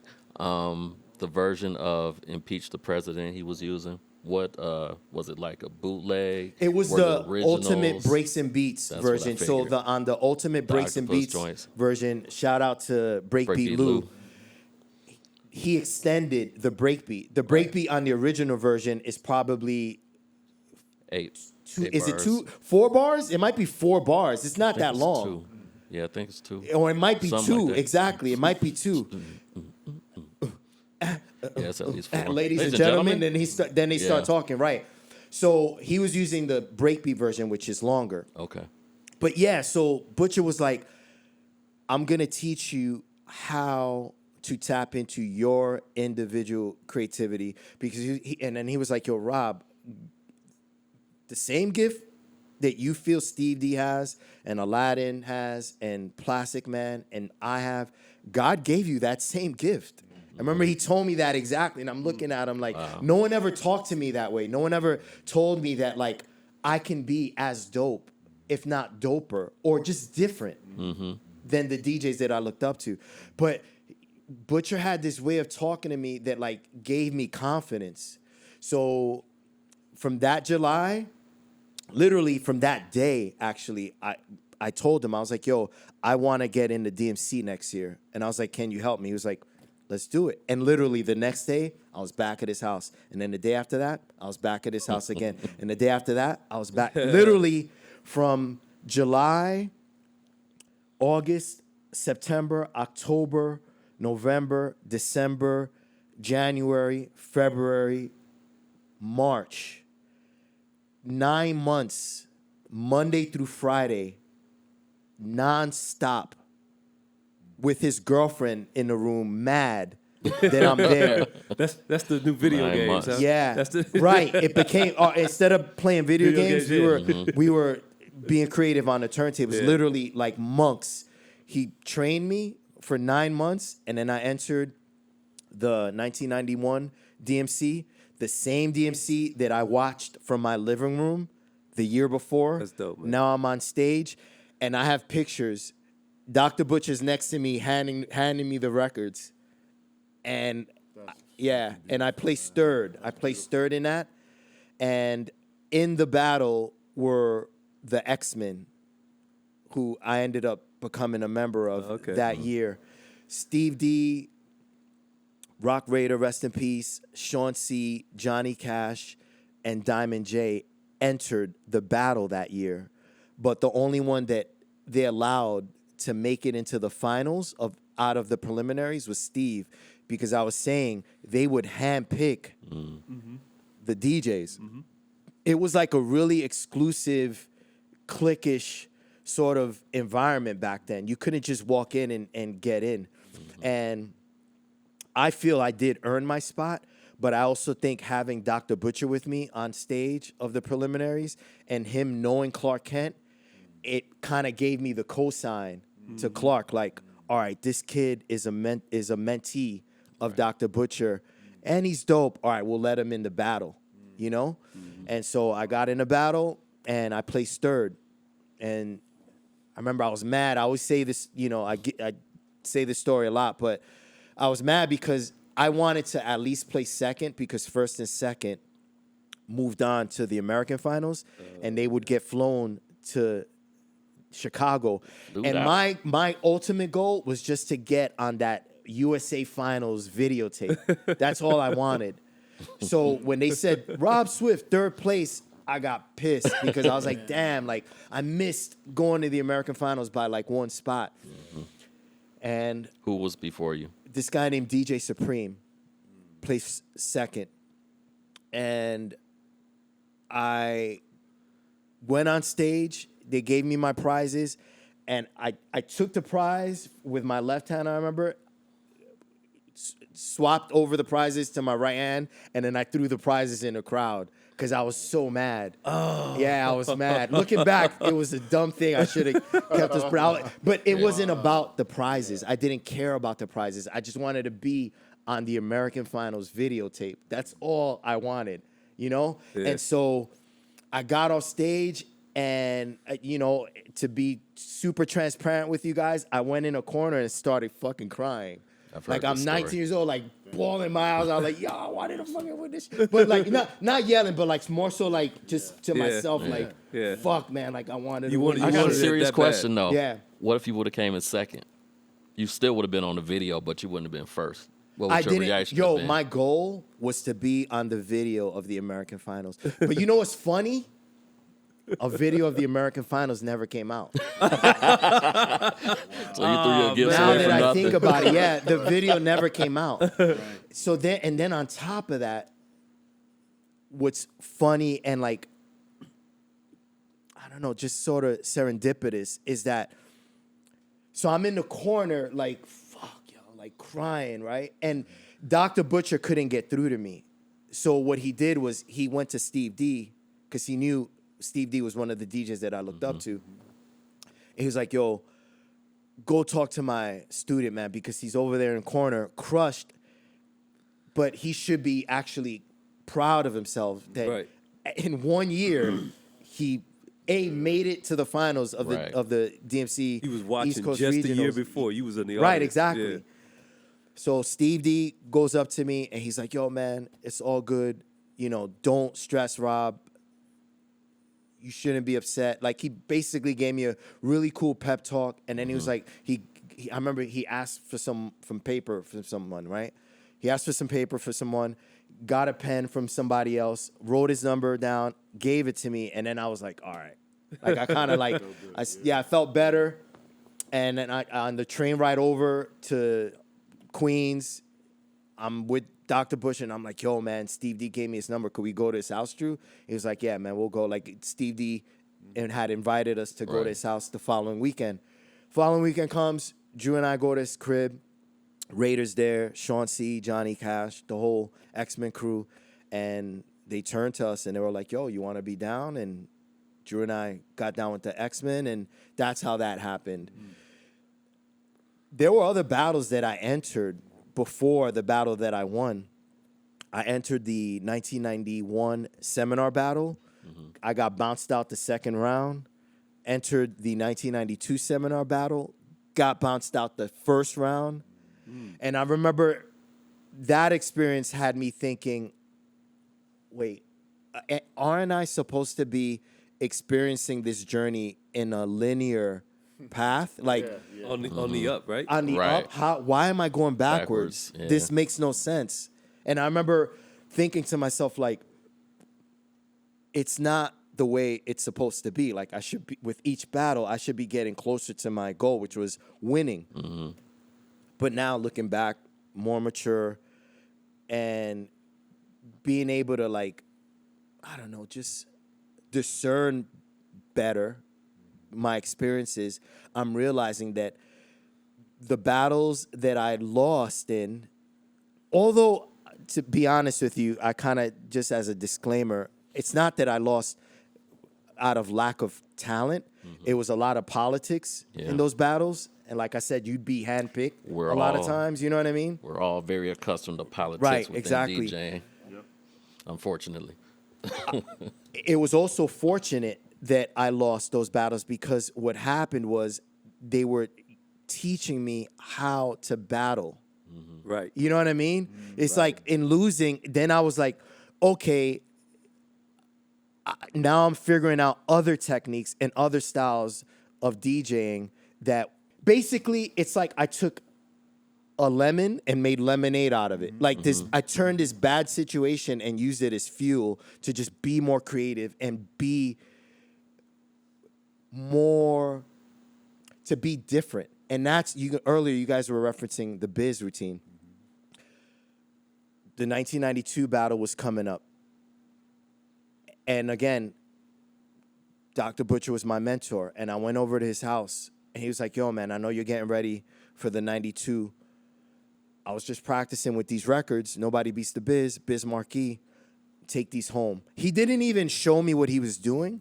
He just took the records off the turntables as I entered his room. He stopped practicing, and he was like, yo, Rob, there's something in these records. Take them home. And then I sat down, and we started doing something else. I don't even think we practiced. We definitely didn't use those records. I just put them in my bag, did whatever we did in his house that night, and then the next day, I started practicing on that record, and about 2 weeks later, the Biz routine was formed. And that was the routine that went on to basically be my signature routine that people associate me with. Sure. And You're still humble, so I gotta ask you: is there a certain point where you progressed when you got these biz records? So you know I'm gonna work out with these records. You're trying to figure out a routine, right.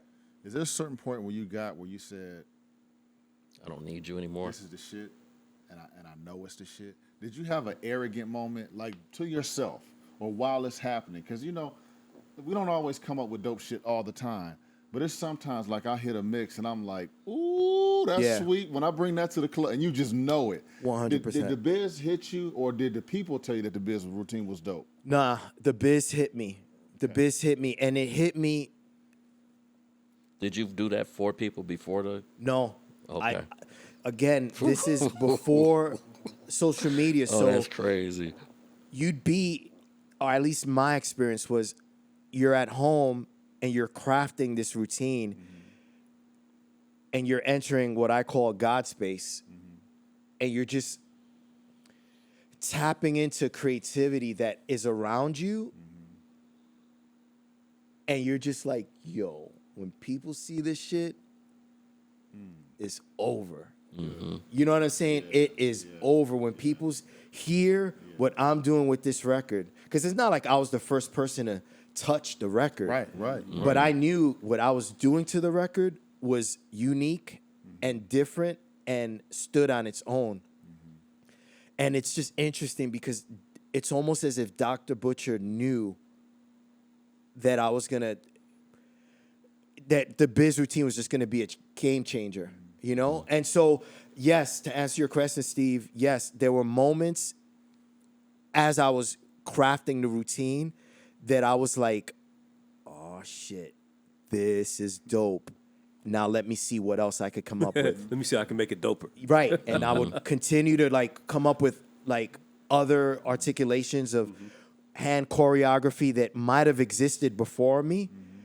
But for some reason, I'm in the range, the creative space to be like, oh, but this person didn't think about doing this or adding this sound. You know what I mean? And so other points came where I would stop and be like, oh shit, this is gonna be dope. All right, now what else? What else can I do? And I remember there came a point where if you listen to the biz routine, it's broken up into different segments. Yeah. There's The first part the of the first record, part, then and there's the last part of the part. record. Word.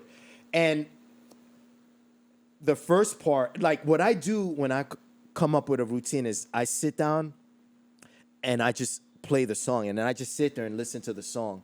And then there are points of the song that speak to me that I make mental notes of. All right, I like that part. I like what this person said here. I like what the drums do here. And I don't write anything down. It's just something that like I record, right, in my head.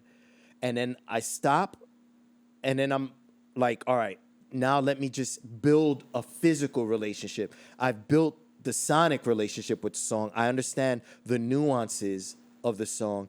Now let me build a tactile, physical relationship with the track. So I place the record on the turntables and just start having fun. That's what I tell my students all the time. Have fun. Just have fun with the records. And gradually, whatever you want to call it, source, God, whatever, you get yourself to a point where you're tapped into that. And you're not really thinking. You're just kind of moving, and your instincts are just kind of taking you wherever they take you. And so there are times where you stop and you kind of step outside of yourself and you're like, yo, what the fuck was that? That was dope. So I did have those moments. And what I was saying earlier, if you listen to the biz routine, it's in two parts. There's the beginning and there's the end. And the reason for that is because when typically the average Joe Schmo DJ would have stopped at that beginning part. So after they finished the beginning, they would have been like, all right, I have my routine. My favorite part is the second part. Right, but I'm a listener. I listen to music, and I had listened to the whole song. So when I finished the first part, I asked myself, now what? Like, it's like I knew I'm not done. I could still come up with more stuff. And I feel that, as a side note, that's the mistake that a lot of DJs make today. It's like they listen to the intro of a song, they'll take the drum beat, flip it, and then be done. And it's like, yo, did you listen to the whole song though? So on Nobody Beats the Biz, at the end, Biz is like saying shit like, so get funky, and like riffing the way James Brown would on a song like Funky Drummer. And I was like, yo, I'm gonna fuck with the end part now. And then I went to the end part, and that's why the song the routine, I should say, took about a couple of weeks.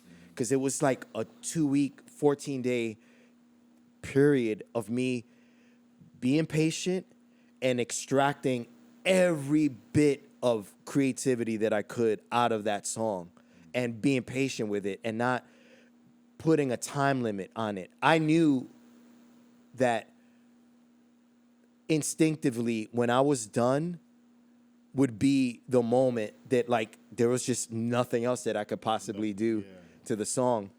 And then I came up with the end part, and then I pieced them together, pulled it out in the 1992 DMC, the same DMC that I came in third the year before and won. Fire. I'm sure you've bumped or crossed paths with Biz since then. I have. Rest in peace. Rest in peace. What was his reaction? Marley Marl's reaction?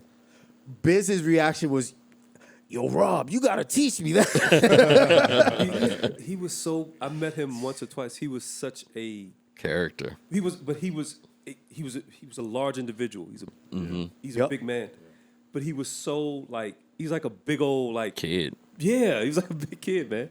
He was like a big kid, down to earth, and he was just a fan of hip hop. He was. Yeah. Right? He So was. like when I met him, it was at Also a pillar. also a pillar of hip hop. And so when I met him, the Executioners, got tapped to perform at the Democratic Convention in Massachusetts, in Boston. I think this was like 2000, I want to say 2004 It's like John Kerry or something 2003. Yeah. Yeah. That's when John Kerry was running for I think president. so, yeah. And Hillary Clinton was there. Bill Clinton was there. Like, we're performing in front of Wow. these politicians, and he was there DJing as well. And we were backstage, and I met him for the first time. Oh, okay. You would think that I would have met him before that, but I Yeah, for hadn't. real. And I remember the first thing, he was like, yo, Rob, yo, you got to teach me that. And I was like, yeah. I was like, yo, Biz, come to the crib whenever you want, man. I'll teach you my routine with your record. Right. But yeah, it went on to be this signature routine of mine that to this day, when I'm performing, a lot of people ask me to perform. Do you ever get sick of hearing that same old question? It's like an actor. Like if it's, Alfonso Rivera, don't ask me to do Carlton. Nah, You man, feel the I same don't. way? I No? don't, man. I don't get sick of it. There are times where, to be honest with you, I'm not ready necessarily to perform it because I hadn't practiced the routine. I thought it would be like muscle memory for you. It's muscle memory, but when I practice, I'm super anal retentive. Yes, you are. Right, yeah, I'm super anal retentive. So I like if I perform it for you right now, I want it to sound the way I did it in 1992. And for me to do that, I'd have to practice. I would have to practice it for like a good 2 or 3 days. Like every day for 2 or 3 days for about 2 hours.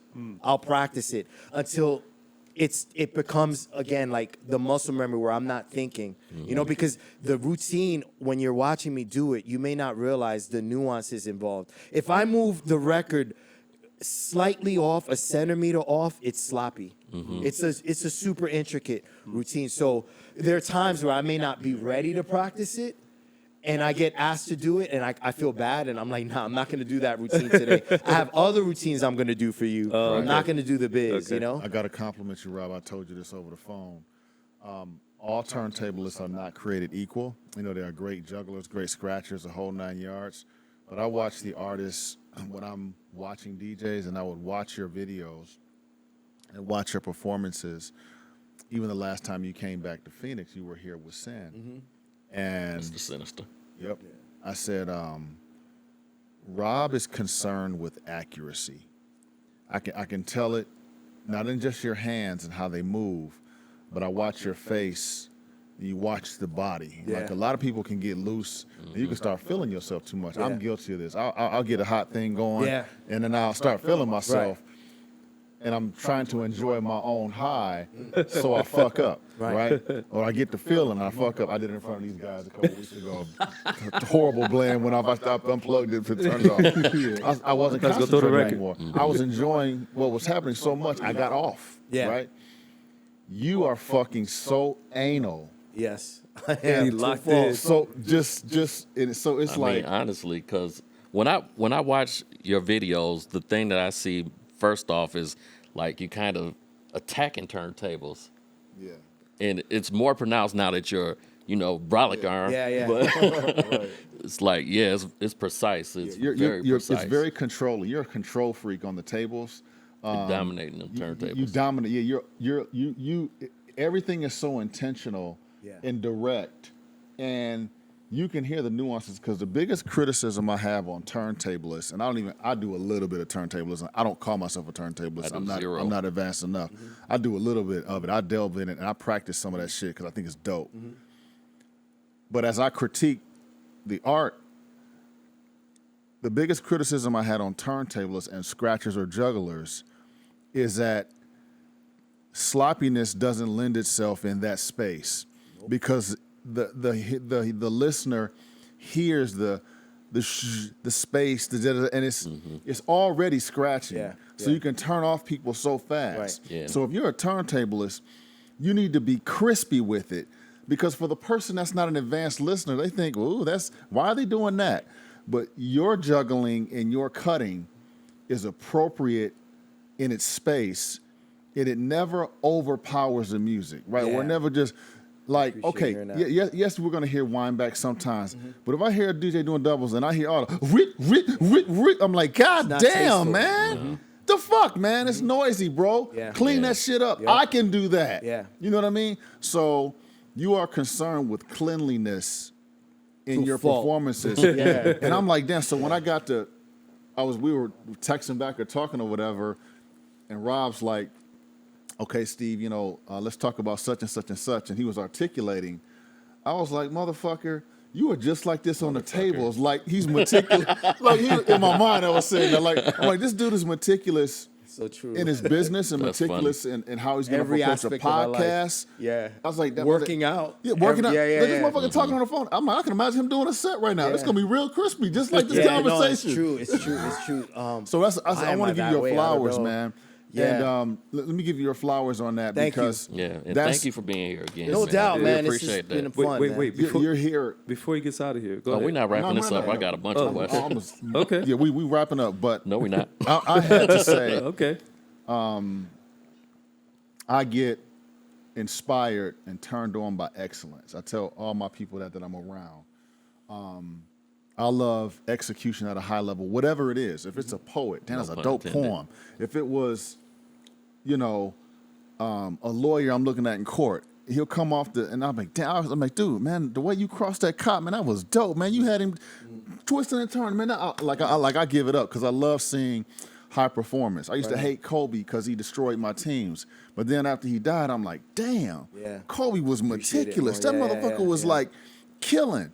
And so when I look at turntablists, I'm listening to the level of respect they put into it and how clean they want to be. The two routines that stand out to me, like as being funky and technical, is Rob Swift, Biz Markie, and Babu, Blind Alley. Right? Oh my God, just watched that yesterday. You can't forget those two routines, right? Staple routines. And these are my old guys, my veteran tablists, right? And then I can look at some modern stuff, and it'll be Trash, I DJ hate Chama. But it'll be some crazy. I've even seen some dope turntablists, like in Japan, like Coco. crazy. No, not Coco. Just this other guy. They're battle DJs. Oh, the better. They're doing Okay. crazy shit. Damn, but there's the crazy speed. I'm like, damn. But it got so advanced, I can't understand it. And I'm a DJ, right? So I felt like, damn, I know it's complex. I know it's dope as shit. But I'm going to forget about it. And it reminds me, I'm almost done. It reminds me of Ice Cube lyrics. I remember all the shit he said in NWA, I can recite right now. But you could give me a more advanced lyricist that's like, let's say he's more advanced lyrically. Let's say it's Black Thought, right? Dope ass lyricist, incredible.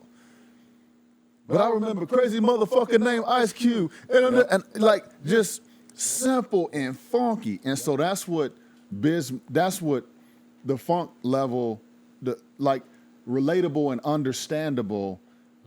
You know what I mean? As opposed to the dopest. We experienced that. We heard. I'm not gonna mention no names.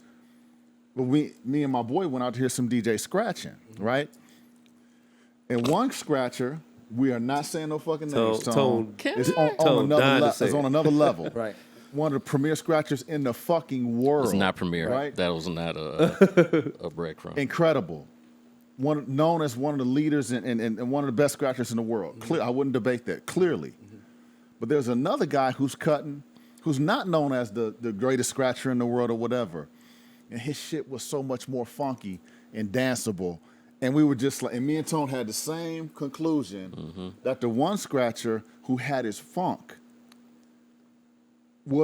sounded so much better in the crowd. Listen, we were listeners, not just DJ. It sounded so much better than the DJ that supposedly is the best scratcher in the world. And I was just like, fucking wow. You know what I mean? Because I'm sure you could look at maybe a turntablist who does a little bit more than you, or certain things you're not doing. I don't know what you're looking at. You know what I'm saying? And you don't have to be scratching on 10. Nope. You could be scratching on 7.5 and 8. And what your scratches sound like could resonate more with the audience than the person who's scratching at 10. Because it's about serving the music and trying to, you want to attain a certain vibe that the audience can feel. And I feel that the mistake that some of the more modern battle DJs make is that they scratch for themselves absent of that vibe. So it's more of a I'm the best, look at how fast I can go. I'm gonna give you everything that I have in this one routine. Right. Whereas it's okay to do that, but put it in the context that your audience can digest and swallow and take in. You know what I mean? So it's like, I feel what you just described is D-Styles. He epitomizes that. D-Styles is a scratch DJ from the Bay Area. And if you watch him, you might not realize he's better than what he actually presents a lot of the time, because he's thinking about musicality, accuracy, digestibility in his scratches, whereas other scratches or other scratchers are thinking, how many different scratches can I bust in a 1 minute time frame? Whereas he's thinking, I'm going to do enough scratches so that my audience can just feel and vibe with. You know, it's about serving the music, serving the moment, and adapting yourself and your personality and your creation to the music that you're working with. And I feel that the thing that DJs do that you're talking about is they force themselves onto a song, right? It's like, I'm gonna do this to this song regardless of whom or what, because this is what I know how to do. Whereas like with the biz, it was like, all right, this part I'm gonna craft this way. All right, let's see what else I can do here. All right, this part is saying to get funky. Well, maybe I could take the word and the beat on the opposite side. It's like you're working with the music and you're letting the music guide your creativity. Whereas I think the generic DJ thinks, I have these patterns and I'm just gonna do these patterns. They're gonna get done on this. Right, they're gonna get done on this regardless of whom or what. I think that. I'm glad you said that, because I kind of thought that you approach things like, I know how to do this pattern, I can apply it to every song, but you're saying something different.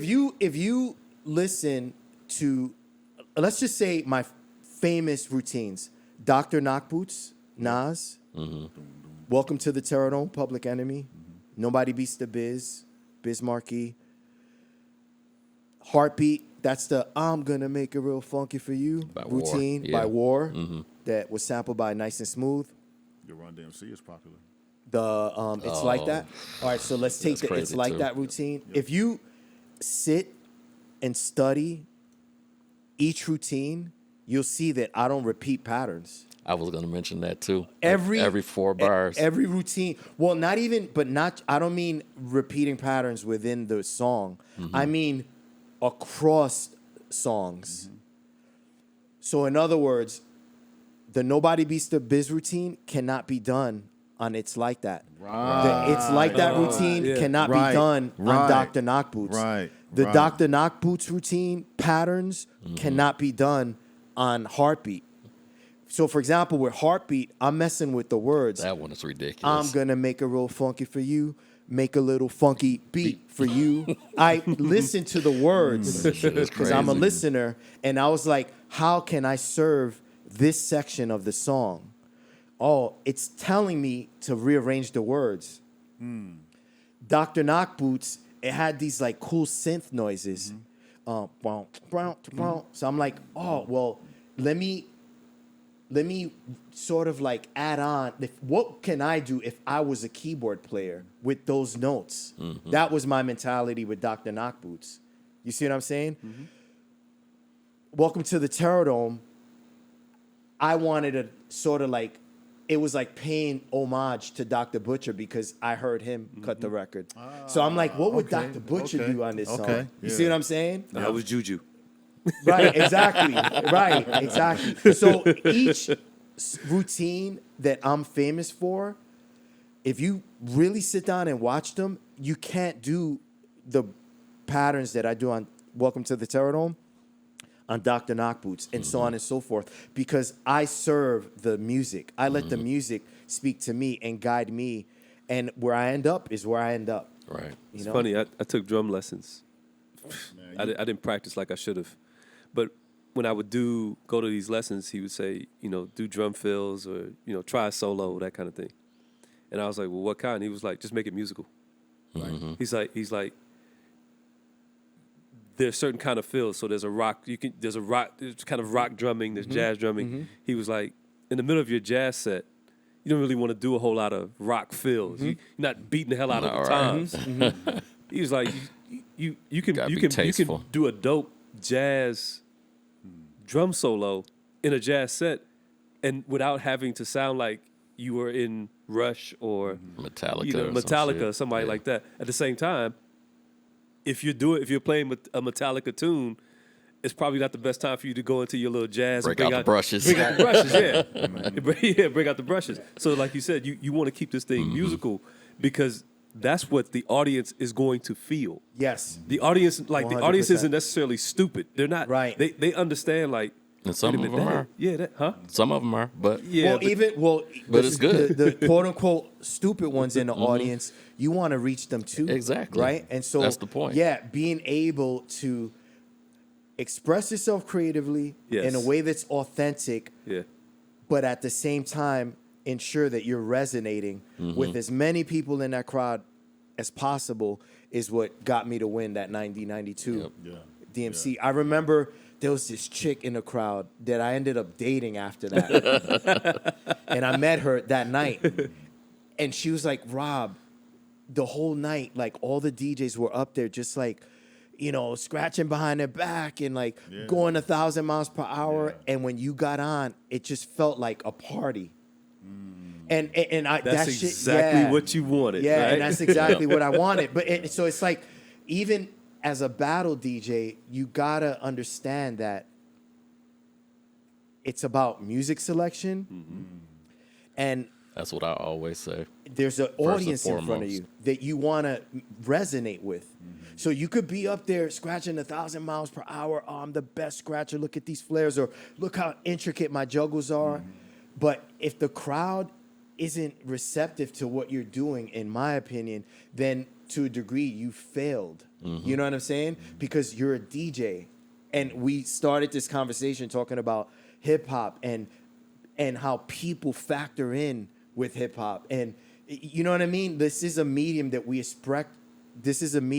express ourselves through to connect with people, to communicate with people. So if you're a DJ and you're just up there in your own world scratching, for scratching sake and not connecting with your audience, you might win a battle, but it doesn't mean anything. You know what I mean? And I think that I'm here today on this podcast, sitting in front of you guys. 2024, my first battle was 1992. Right? Wow. Yeah. 32 years. Yeah. 32 years. That's Because what I did as a DJ resonated with people for a long ass fucking time. Yeah. You know what I mean? And so my thing to DJs is like, be yourself, tap into your own creativity. Don't be afraid to use music that isn't what the generic battle DJ would use in a competition, because your goal when you step out into the world is to be unique, be yourself, be authentic through whatever medium you choose to express yourself, whether it's dance, art, rap, DJing, and hip hop, or just in general. And if you're authentic, people remember that forever. You know what I mean? But if you're just trying to copy someone, like what I was trying to do before I met Dr. Butcher, people forget about that. You know what I mean? Easily. People don't forget uniqueness. That stays with you forever, you know? Rob, I forgot that we didn't cover this area, but you got something major that you're working on, and you need to tell us about that. Right on, right on. So this will be the first time I'm announcing that I actually just finished writing a book Oh, okay. on the origins of hip hop. It's called The City of Hip Hop.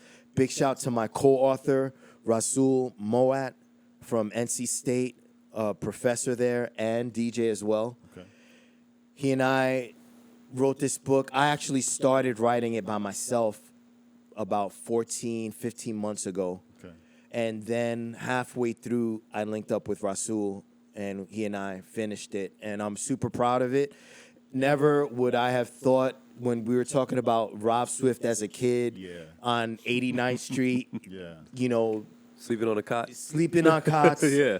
hanging out on rooftops with my friends, breaking on, you know, concrete in parks, that I would have written a book about those experiences. You know what I mean? But I felt it was necessary because as we were talking about the narratives that are going on now in hip hop and how there's a lot of like marginalization, which is ironic because hip hop comes from marginalized people. Yeah. And now I feel like there are groups of people that are trying to marginalize.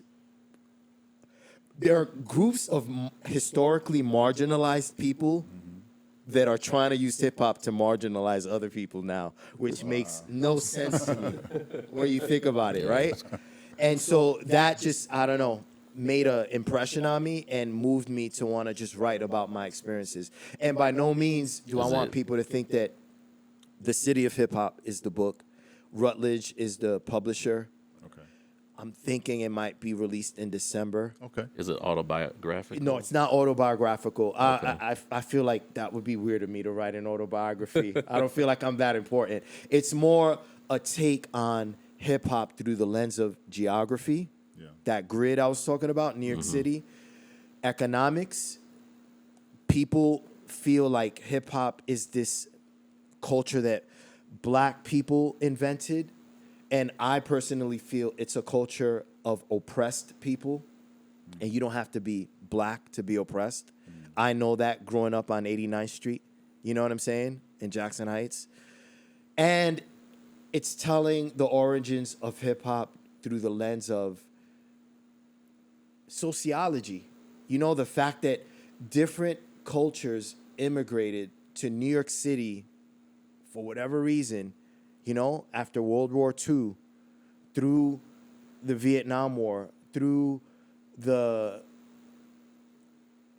economic decline of the 1970s in New York City, Puerto Ricans, Caribbeans, Central Americans, people from South America immigrating to the center of the world when you think about it, New York City, and then interacting, and through those interactions, indirectly, this culture evolving. That's what this book is about, The City of Hip Hop. And I'm super proud of it, man. We got cool pictures from the documenters of hip hop from that first era, that first 10 years that first decade. I'm talking about pictures from people like Martha Cooper, whose pictures were in Henry Chalfant's and Tony Silver's Star Wars. Yep. Pictures from Joe Conzo, who we all consider the photographer that took hip hop's baby pictures. Yeah, You know? yeah. And I'm just really proud of the book, man, and hopefully people out there read it. And it's not the typical, Grandmaster Flash started backspinning in this year. And Kool Herc's first party, on 1520 Cedric Avenue in 1973. No, it's going really deep into how life, economics, geography, politics, sociology, how these things, these aspects of just like everyday culture created the space for hip hop to be. Rob, I got to ask you, what do you want your legacy to be? If I die tomorrow, I want people to think of me as a person that had immense respect and love for hip hop. I want people to view me as someone that respects the place that other cultures have in hip hop. Okay. I want people to view me as someone that was creative and tried to add on to the text of DJing specifically, but just hip hop in general.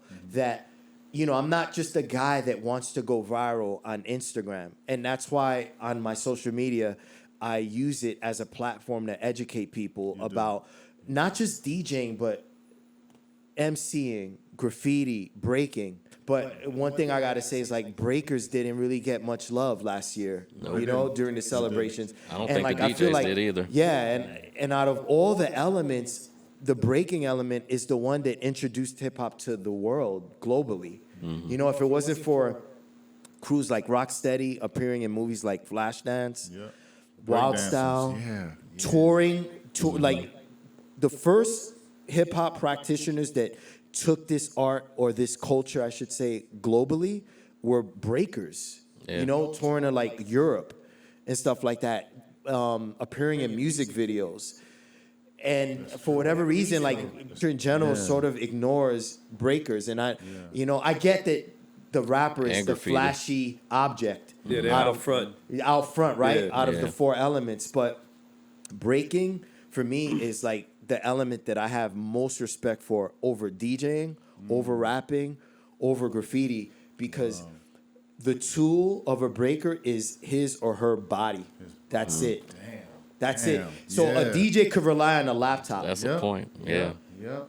An MC can rely on a ghostwriter to write their raps, right? Graffiti crazy. artists, they need that can. Yeah. Without that There's can, nothing. there's no art. Breaker, you show up, it's your body, that's it. Your whole body. You know what I mean? You can't have a ghost Yeah. dancer doing windows for you. You know what I'm saying? There isn't a laptop that you could program to do or assist you in Yeah, uprock. performing flares. Yeah. It's your body and that's it, bro. And it's just crazy that breakers don't get love.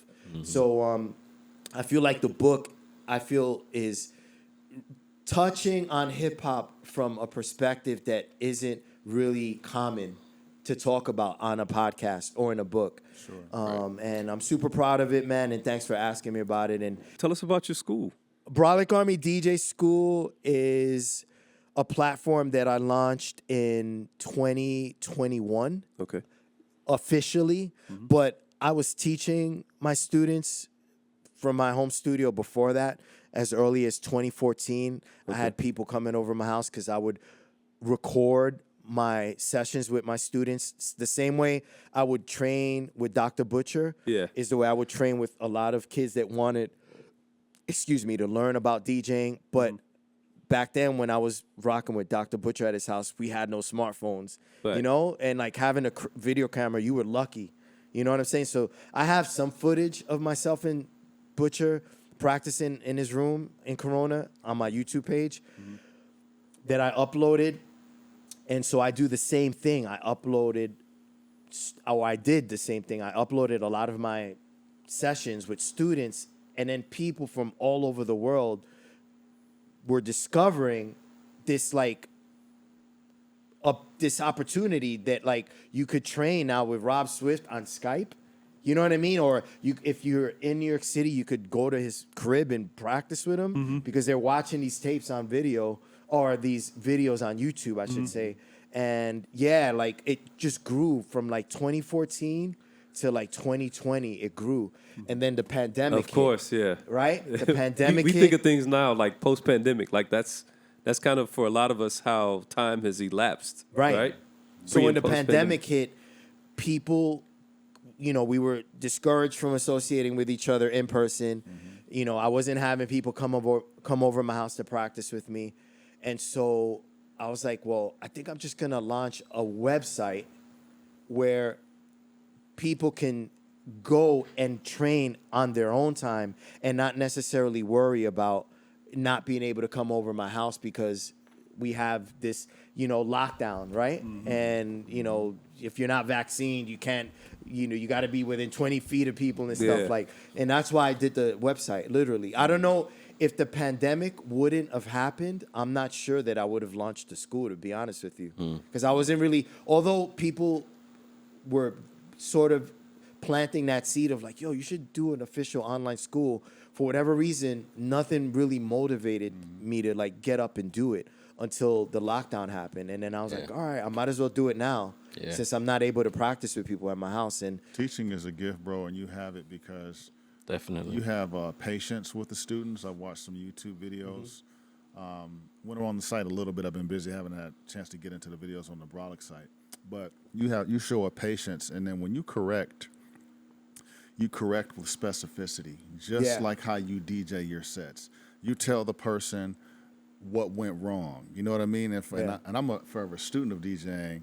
So as I've practiced a little bit of the stuff that I've seen, I'm like, damn, if Rob was here, he'd have said, your hand is moving too far out from the da-da-da-da-da-da-da. What you're doing is, and man, that's just a gift because the early guys, didn't always have teachers or YouTube videos. Right. Like, there's no fucking YouTube. You got some in person if you saw the dude in person. But this conversation started out with you listening on tape. exactly. And figuring out with a roadie how the hell this LL thing was happening. Yep. You didn't even couldn't look and copy. You had to listen and copy. That's a Figure it whole out. other level, Yep. of tapping into yourself. And bro, so you're here because of all of that excellence. You know what I mean? Yeah. It's a lot of years of excellence, and I never let people forget about how this is happening. Like I didn't say, well, let me call Rob Swift because he did a great juggle of Biz Markie. I think that juggle was so great. I just want to have him all the way out in Arizona from New York City. We're gonna talk about that. That juggle was just so sweet. There's so much more that went into that juggle. The moments before that juggle, the moments after that juggle, the failures, the impact of the juggle. So all of that shit, I want people to understand that DJing is not just about DJing. Exactly. It's not. We don't have turntables here on the show. Nobody's scratching right now. Nobody's mixing. We haven't played a single fucking record. Nobody has DJed during this podcast, but yet we're talking hours about something surrounding the DJing. Everything else, the love, the tears, the frustration, the culture, socioeconomics. And so that's why you are here, and we appreciate you being a part of this Rooted podcast. Because we're not just rooted in turntables or arguments about controllers and shit. It's about the fucking culture. The whole damn culture. So I'm done with my questions. I appreciate Tony, that, bro. I got a bunch of questions. Wait, what's the story behind that tape you holding? The tape. The tape. It struck me because you have the Cold Crush Brothers on here. And as some people might know, one of the DJs from the Cold Crush Brothers is DJ Tony Tone. My name is DJ Tony Tone also. And the story behind my name is because I was hanging with a bunch of different people. We all had the same government name, so we had to come up with nicknames so people wouldn't confuse us. But at the time, which was around 90, 91, I didn't know who DJ Tony Tone and the Cold Crush Brothers were. So as an atonement, pun intended, I tried to go with a different name of Mr. Monotone, which is what I prefer as my DJ Actually, now. a cooler name. Yeah, it's more and it's creative. more Yeah. respectful because Yeah. I recognize history and I Right. try to respect my elders, Yeah. which the newer generation doesn't do. Like when Mace first came out, I was like, but there's already Maceo from De La Soul. And a lot of people coming up now with names of predecessors in hip hop, and I wish they'd go back and study their history and do something different. But that's not related to my questions. The questions are more lighthearted and very simple. Okay, what if you can answer these without any kind of let me see. I don't know if you have any sponsors that you might need to finesse an answer for. Nope. What's your favorite needle of all time? Sure. 447. 447. Okay. Real quick, Jico, a company from Japan, adapted the specs design of the Shure needle, and they are Which is re-releasing them discontinued, right. now. And I'm glad for that because I have a stack of Shures still from like the mid 90s. And like, I'm really careful with my stuff, and like I take care of my equipment. So, but I'm running checks out. out. I'm running out. Right. And so Jico, I could always hit them up and be like, yo, send me some of the needles, because they're basically the Shure replicas. Okay. What's your favorite turntable? Technique 1200. Okay. Headphones? Ooh.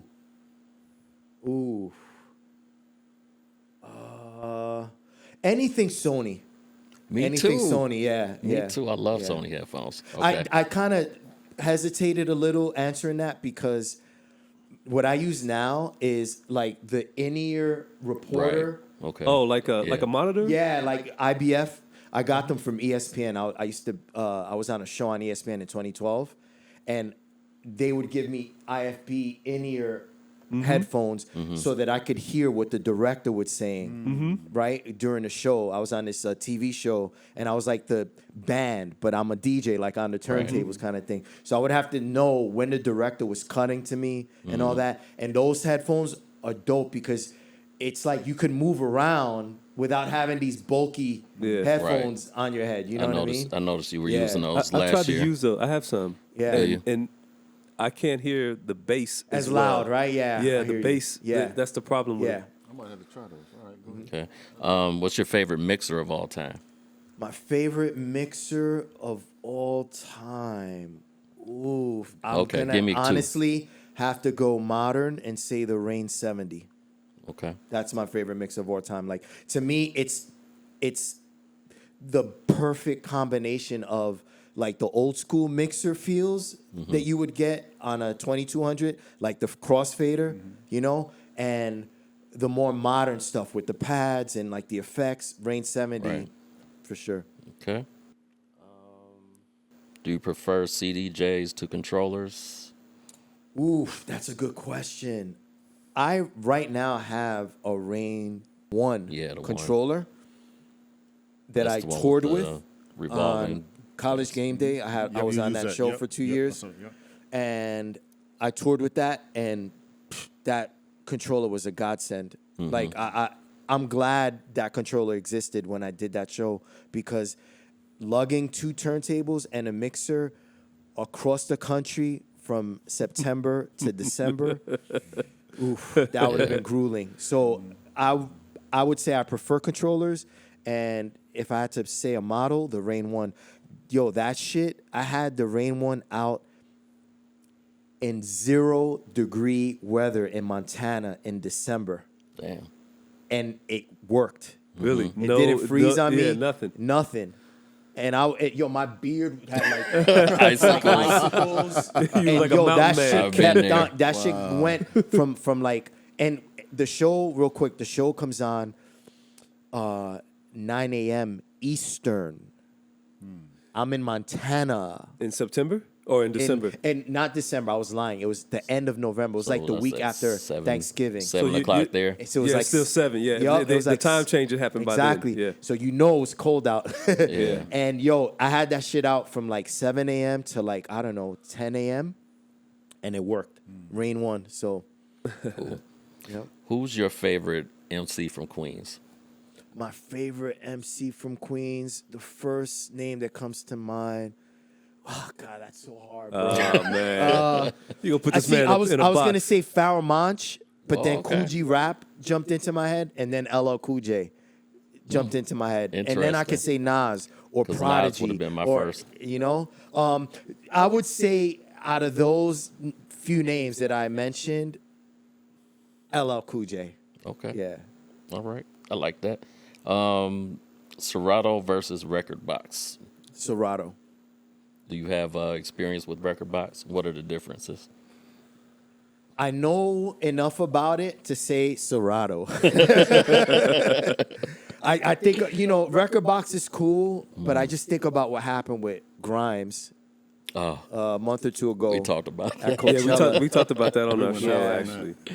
And and that's the thing about technology with the, digitization of DJing, like any off thing, a button is pressed, you're not aware that it's pressed.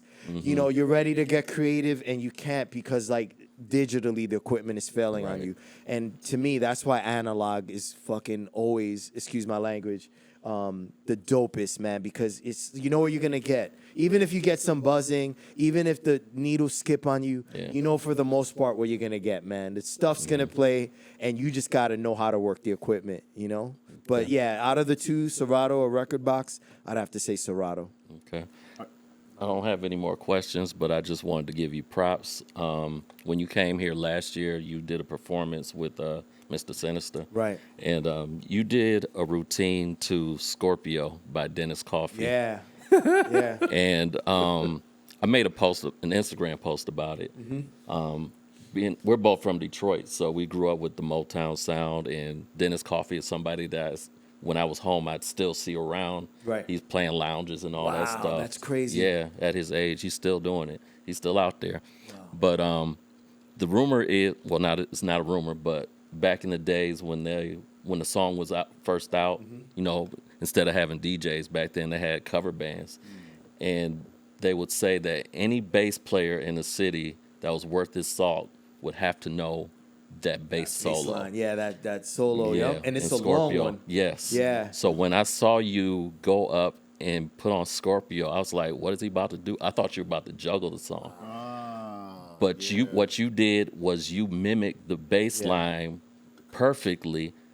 And I was just sitting there like, wow, Thank who you. else would do that? That shit was phenomenal, man. I appreciate that. Yeah. That means a lot. Let me Yeah. tell you how that impacted me. You're gonna laugh about this. This is before I knew I was gonna bring you back out here, right? So I heard you cut on top of Dennis Scorpio, the song. Scorpio. Yeah. Mhm. Now I'm thinking of Scorpio. Like, all right. I'm in electro land. All right. So when you dropped that tune, I figured a juggle was coming too. Because when I think of Rob Swift, I think of juggling more than I do of cutting. Right. Because you have been That's fair. kind of juggler 1st. And then at certain points in your career, I was like, damn, can he even fucking scratch? But then you would bust your scratch, and I was like, this motherfucker can't scratch. yeah. He just accents it. He just Right, throws the right, sprinkles right, in, right, but he right. doesn't sit there and do a cut Right, right, routine. right. The cut, that's not Rob. Right. So I'm thinking, Thank God for that. I'm thinking, and we appreciate that. So it drops, and I don't know what's going to happen, but I'm liking that as a disco-y tune because that's my lane. I'm like, oh hell yeah, he about to fuck this up. He about to juggle this up, and you never juggle. So when the cut when the bass line comes in, and you duplicate the thing, I was like, okay. I'm pretty sure you can hear me on the tape. I was You like, did it through the whole thing, and literally, let me tell you, I said to myself, I'm about to rip that shit. He'll never know. I'll never. He's going back to the East Coast. Yeah. I'm in the West Coast. Word. I'll make sure nobody's filming this shit. I was mad that he saw it because he's gonna be like, you Right, took that right. from Rob Swift. Yeah, so right. in my mind, but when a DJ makes you want to bite, right? Yeah. Because I'm a competitive DJ. I was like, when somebody does something so dope, you're like, why the fuck didn't I come up with that? Damn, that's hot. Yeah. You know, you ever hear something where you're just like, ooh, I wish I would have I thought do of have that. another question. Go ahead, though. I wish I would have thought of that. And some of my favorite DJs, they do stuff in moments where I'm like, I'd have never fucked with that record like that. I'd have never thought about putting a scratch on the record. I would have just started mixing something, And so when you did it, I was happy and angry. Wow. Angry that I didn't think Right. like that. Happy that you did. Yeah. You know what I mean? I get it. I felt that way towards things I've seen like Mr. Sinister do. Like, Yeah. man, I should have thought of that. But damn, that's dope. Yeah. Right. You know, with Scorpio, real quick, what I'd say about that routine is that's my attempt to resonate with the person in the crowd that maybe never seen a DJ like myself, but knows music. So it's like that's my way of saying this. What I'm doing is musical. Yes. You know, because Feels very if musical. I just scratched over a looper, Yep. it may resonate with another scratcher, but someone that is there, someone's girlfriend or someone's parents or whatever the case, that's watching it may not translate Yeah. that I see myself as a musician. That was a multi-generational scratch and, right there. And that's why I came up with that Scorpio routine, because when you play the record, it transcends age, you know? You know, you could be from the 70s, hear that record now and be like, oh, yeah. I remember that. And then hearing me scratch over the bass line and follow the bass line for that person that's like, oh, yeah, I remember that song.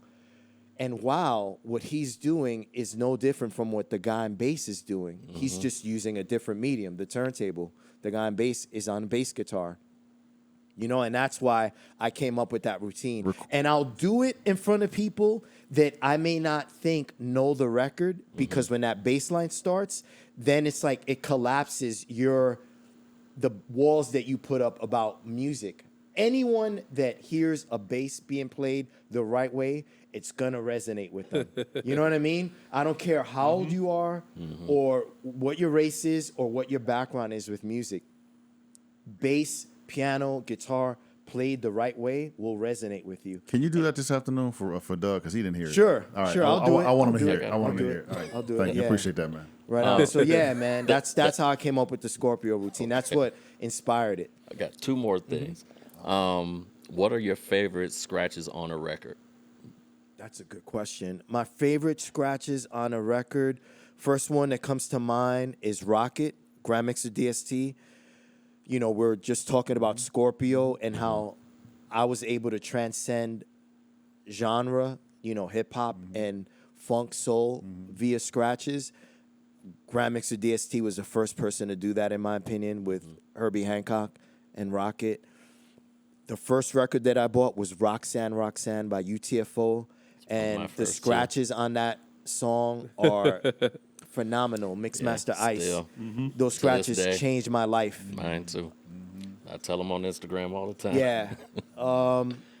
Let's say we're going to round it out with Rebel Without a Pause, Public Enemy, Terminator X, rock and roll, rock and roll. Like, to this day, I haven't heard that song in years, to be honest with you. And to this day, the scratches have been embedded in my head. Like, they'll never leave. And Johnny Juice, unfortunately, didn't get the credit. You know, Chuck D is saying Terminator X when in fact it was Johnny Juice. And I'm glad now we have the internet and podcasts like these where you could disseminate those secrets, those untold hip hop stories. And Johnny Juice, man, my God, the way he approached the scratches on that song, it was like the song Rock and Roll, Revolutionary. dude. It's from Chubb Rock and Howie T. I think it might have been Chubb Rock's For first real? single. Yeah. Damn. He says it's some, I forget the name of the song, but I think the hook is like rock and roll, dude. He's saying rock and roll, dude. Yeah. And Johnny Juice. That's the one with the green cover, right? Yeah. And Johnny Juice took that rock and roll, and underneath there were these guitars being played. And so the way the wording and the guitar sound over the Bomb Squad production came together. Man, I don't know if any other DJ would have been able to like articulate those scratches the way Juice did. He's so musical and just in the pocket, and it's like he's playing an instrument, you know? So I would round out my favorite scratches on a song with Rebel Without a Pause, Public Enemy, Johnny Juice. Dope. My last inquiry is about the Wu-Tang connection from the Las Vegas residency. How did that happen? So Mathematics, who's the DJ for Wu-Tang and also the person that created Made the the Wu. Wu-Tang logo, is a Brolic Army soldier. He's Okay. down with Brolic Army. He and I train together. And so they landed the Las Vegas residency and asked me to join them for that first weekend. And I was ecstatic about it, obviously. You know, it's Wu-Tang. I've been following their career since their first show on Jones Beach in summer of, I think it was 1993, when I was DJing for Akinelli. What up, Ak? And it was just a crazy experience, man, because so much time has passed from July 1993 to February 2024. Yeah. You know, 31 years. And now I'm on stage with Wu-Tang in Vegas.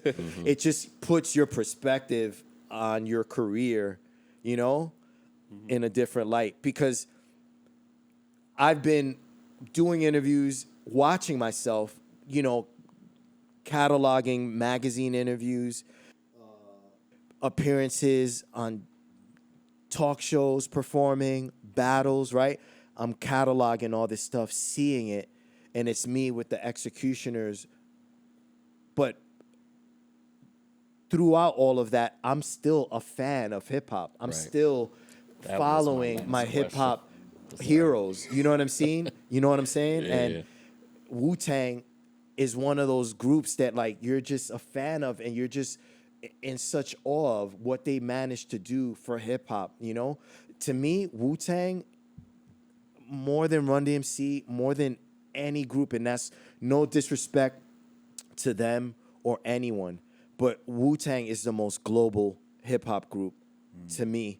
And so watching them grow into the group that they've grown into, and then having them reach out to me and be like, yo, RZA wants you to, you know, DJ with Math at this Wu-Tang That's thing, dope. you know? Like he's gonna co-sign this. You know, I gotta give a big shout to Mathematics, because Math is the one that basically threw that out there to them, like, yo, let's bring Rob with us. And obviously Riz is the head, Right. as they say, of the whole thing, of the Voltron Yeah. setup. And he co-signed it, man. And just being there with them in rehearsals, on stage, the electricity in the venue, from the audience. Like, that was one of those moments where I was, like, again, pinching myself, like, yo, Yeah. this is really happening right now. Like, you're on stage with Wu-Tang, and, like, I'm cutting, and, like, Ghostface is, like, walking in front of me. You know what I'm saying? I'm like, yo, this is insane, That's man. crazy. So That's crazy. that's why that experience was amazing, because it's like I've been a fan of the group for so long, and it just kind of put my career in a different perspective for me, because it's one thing to be in the Executioners, and I know what I did there, and I know what I did with Akinelli, Right. but through all that, I'm still a fan of Wu-Tang, and it's like they had a fan on stage with them performing.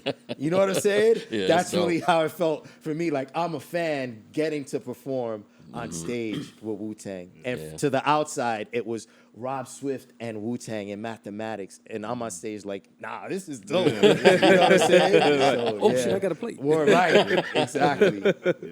Are you still passionate about hip hop?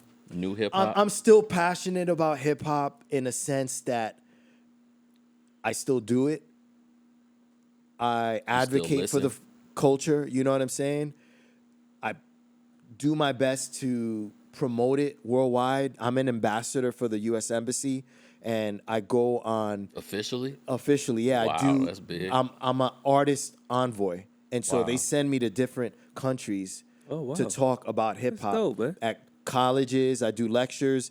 The last country I went to was, or region of the world, I should say, was Abu Dhabi, the Arab Emirates. Right. And I went to Abu Dhabi. I went to Sharjah and spoke at colleges there and did lectures on hip hop. I went to Colombia, where my parents are from, Makes sense. and spoke at a university there. Did they welcome you like a king? Oh, well, yo, dude, it was more like a prince, man. Like I went That's back dope. like as a prince, and I got to hang out with family. Family came to watch me perform, and you know, I got a home cooked meal from my aunt. You know what I mean? While I was yeah. there, and so yes, hip hop is the world to me, dude. It's everything. It's my life. It's how I interact with people. It's how I experience myself. There are things about it that concern me, you know, this new age sort of mindset that some groups of people have regarding, you know, hip hop is ours. It's our invention. We created this sort of thing that like bothers me. But overall, as long as people like myself are here writing books, doing podcasts, talking about it, we get to balance out some of that narrative that's going on now and just offer people a different take. That's really all it's about, man. It's just offering people a different perspective on how this thing came to be and then letting people decide for themselves, you know, how they feel about hip hop and how they connect to it, you know? That sounds like a great ending statement. I'll ask the rest of my questions off camera. Yeah, man. Yo, Appreciate you Thanks. being it's been here a with pleasure, us, bro. man. Yep. Thanks for having me.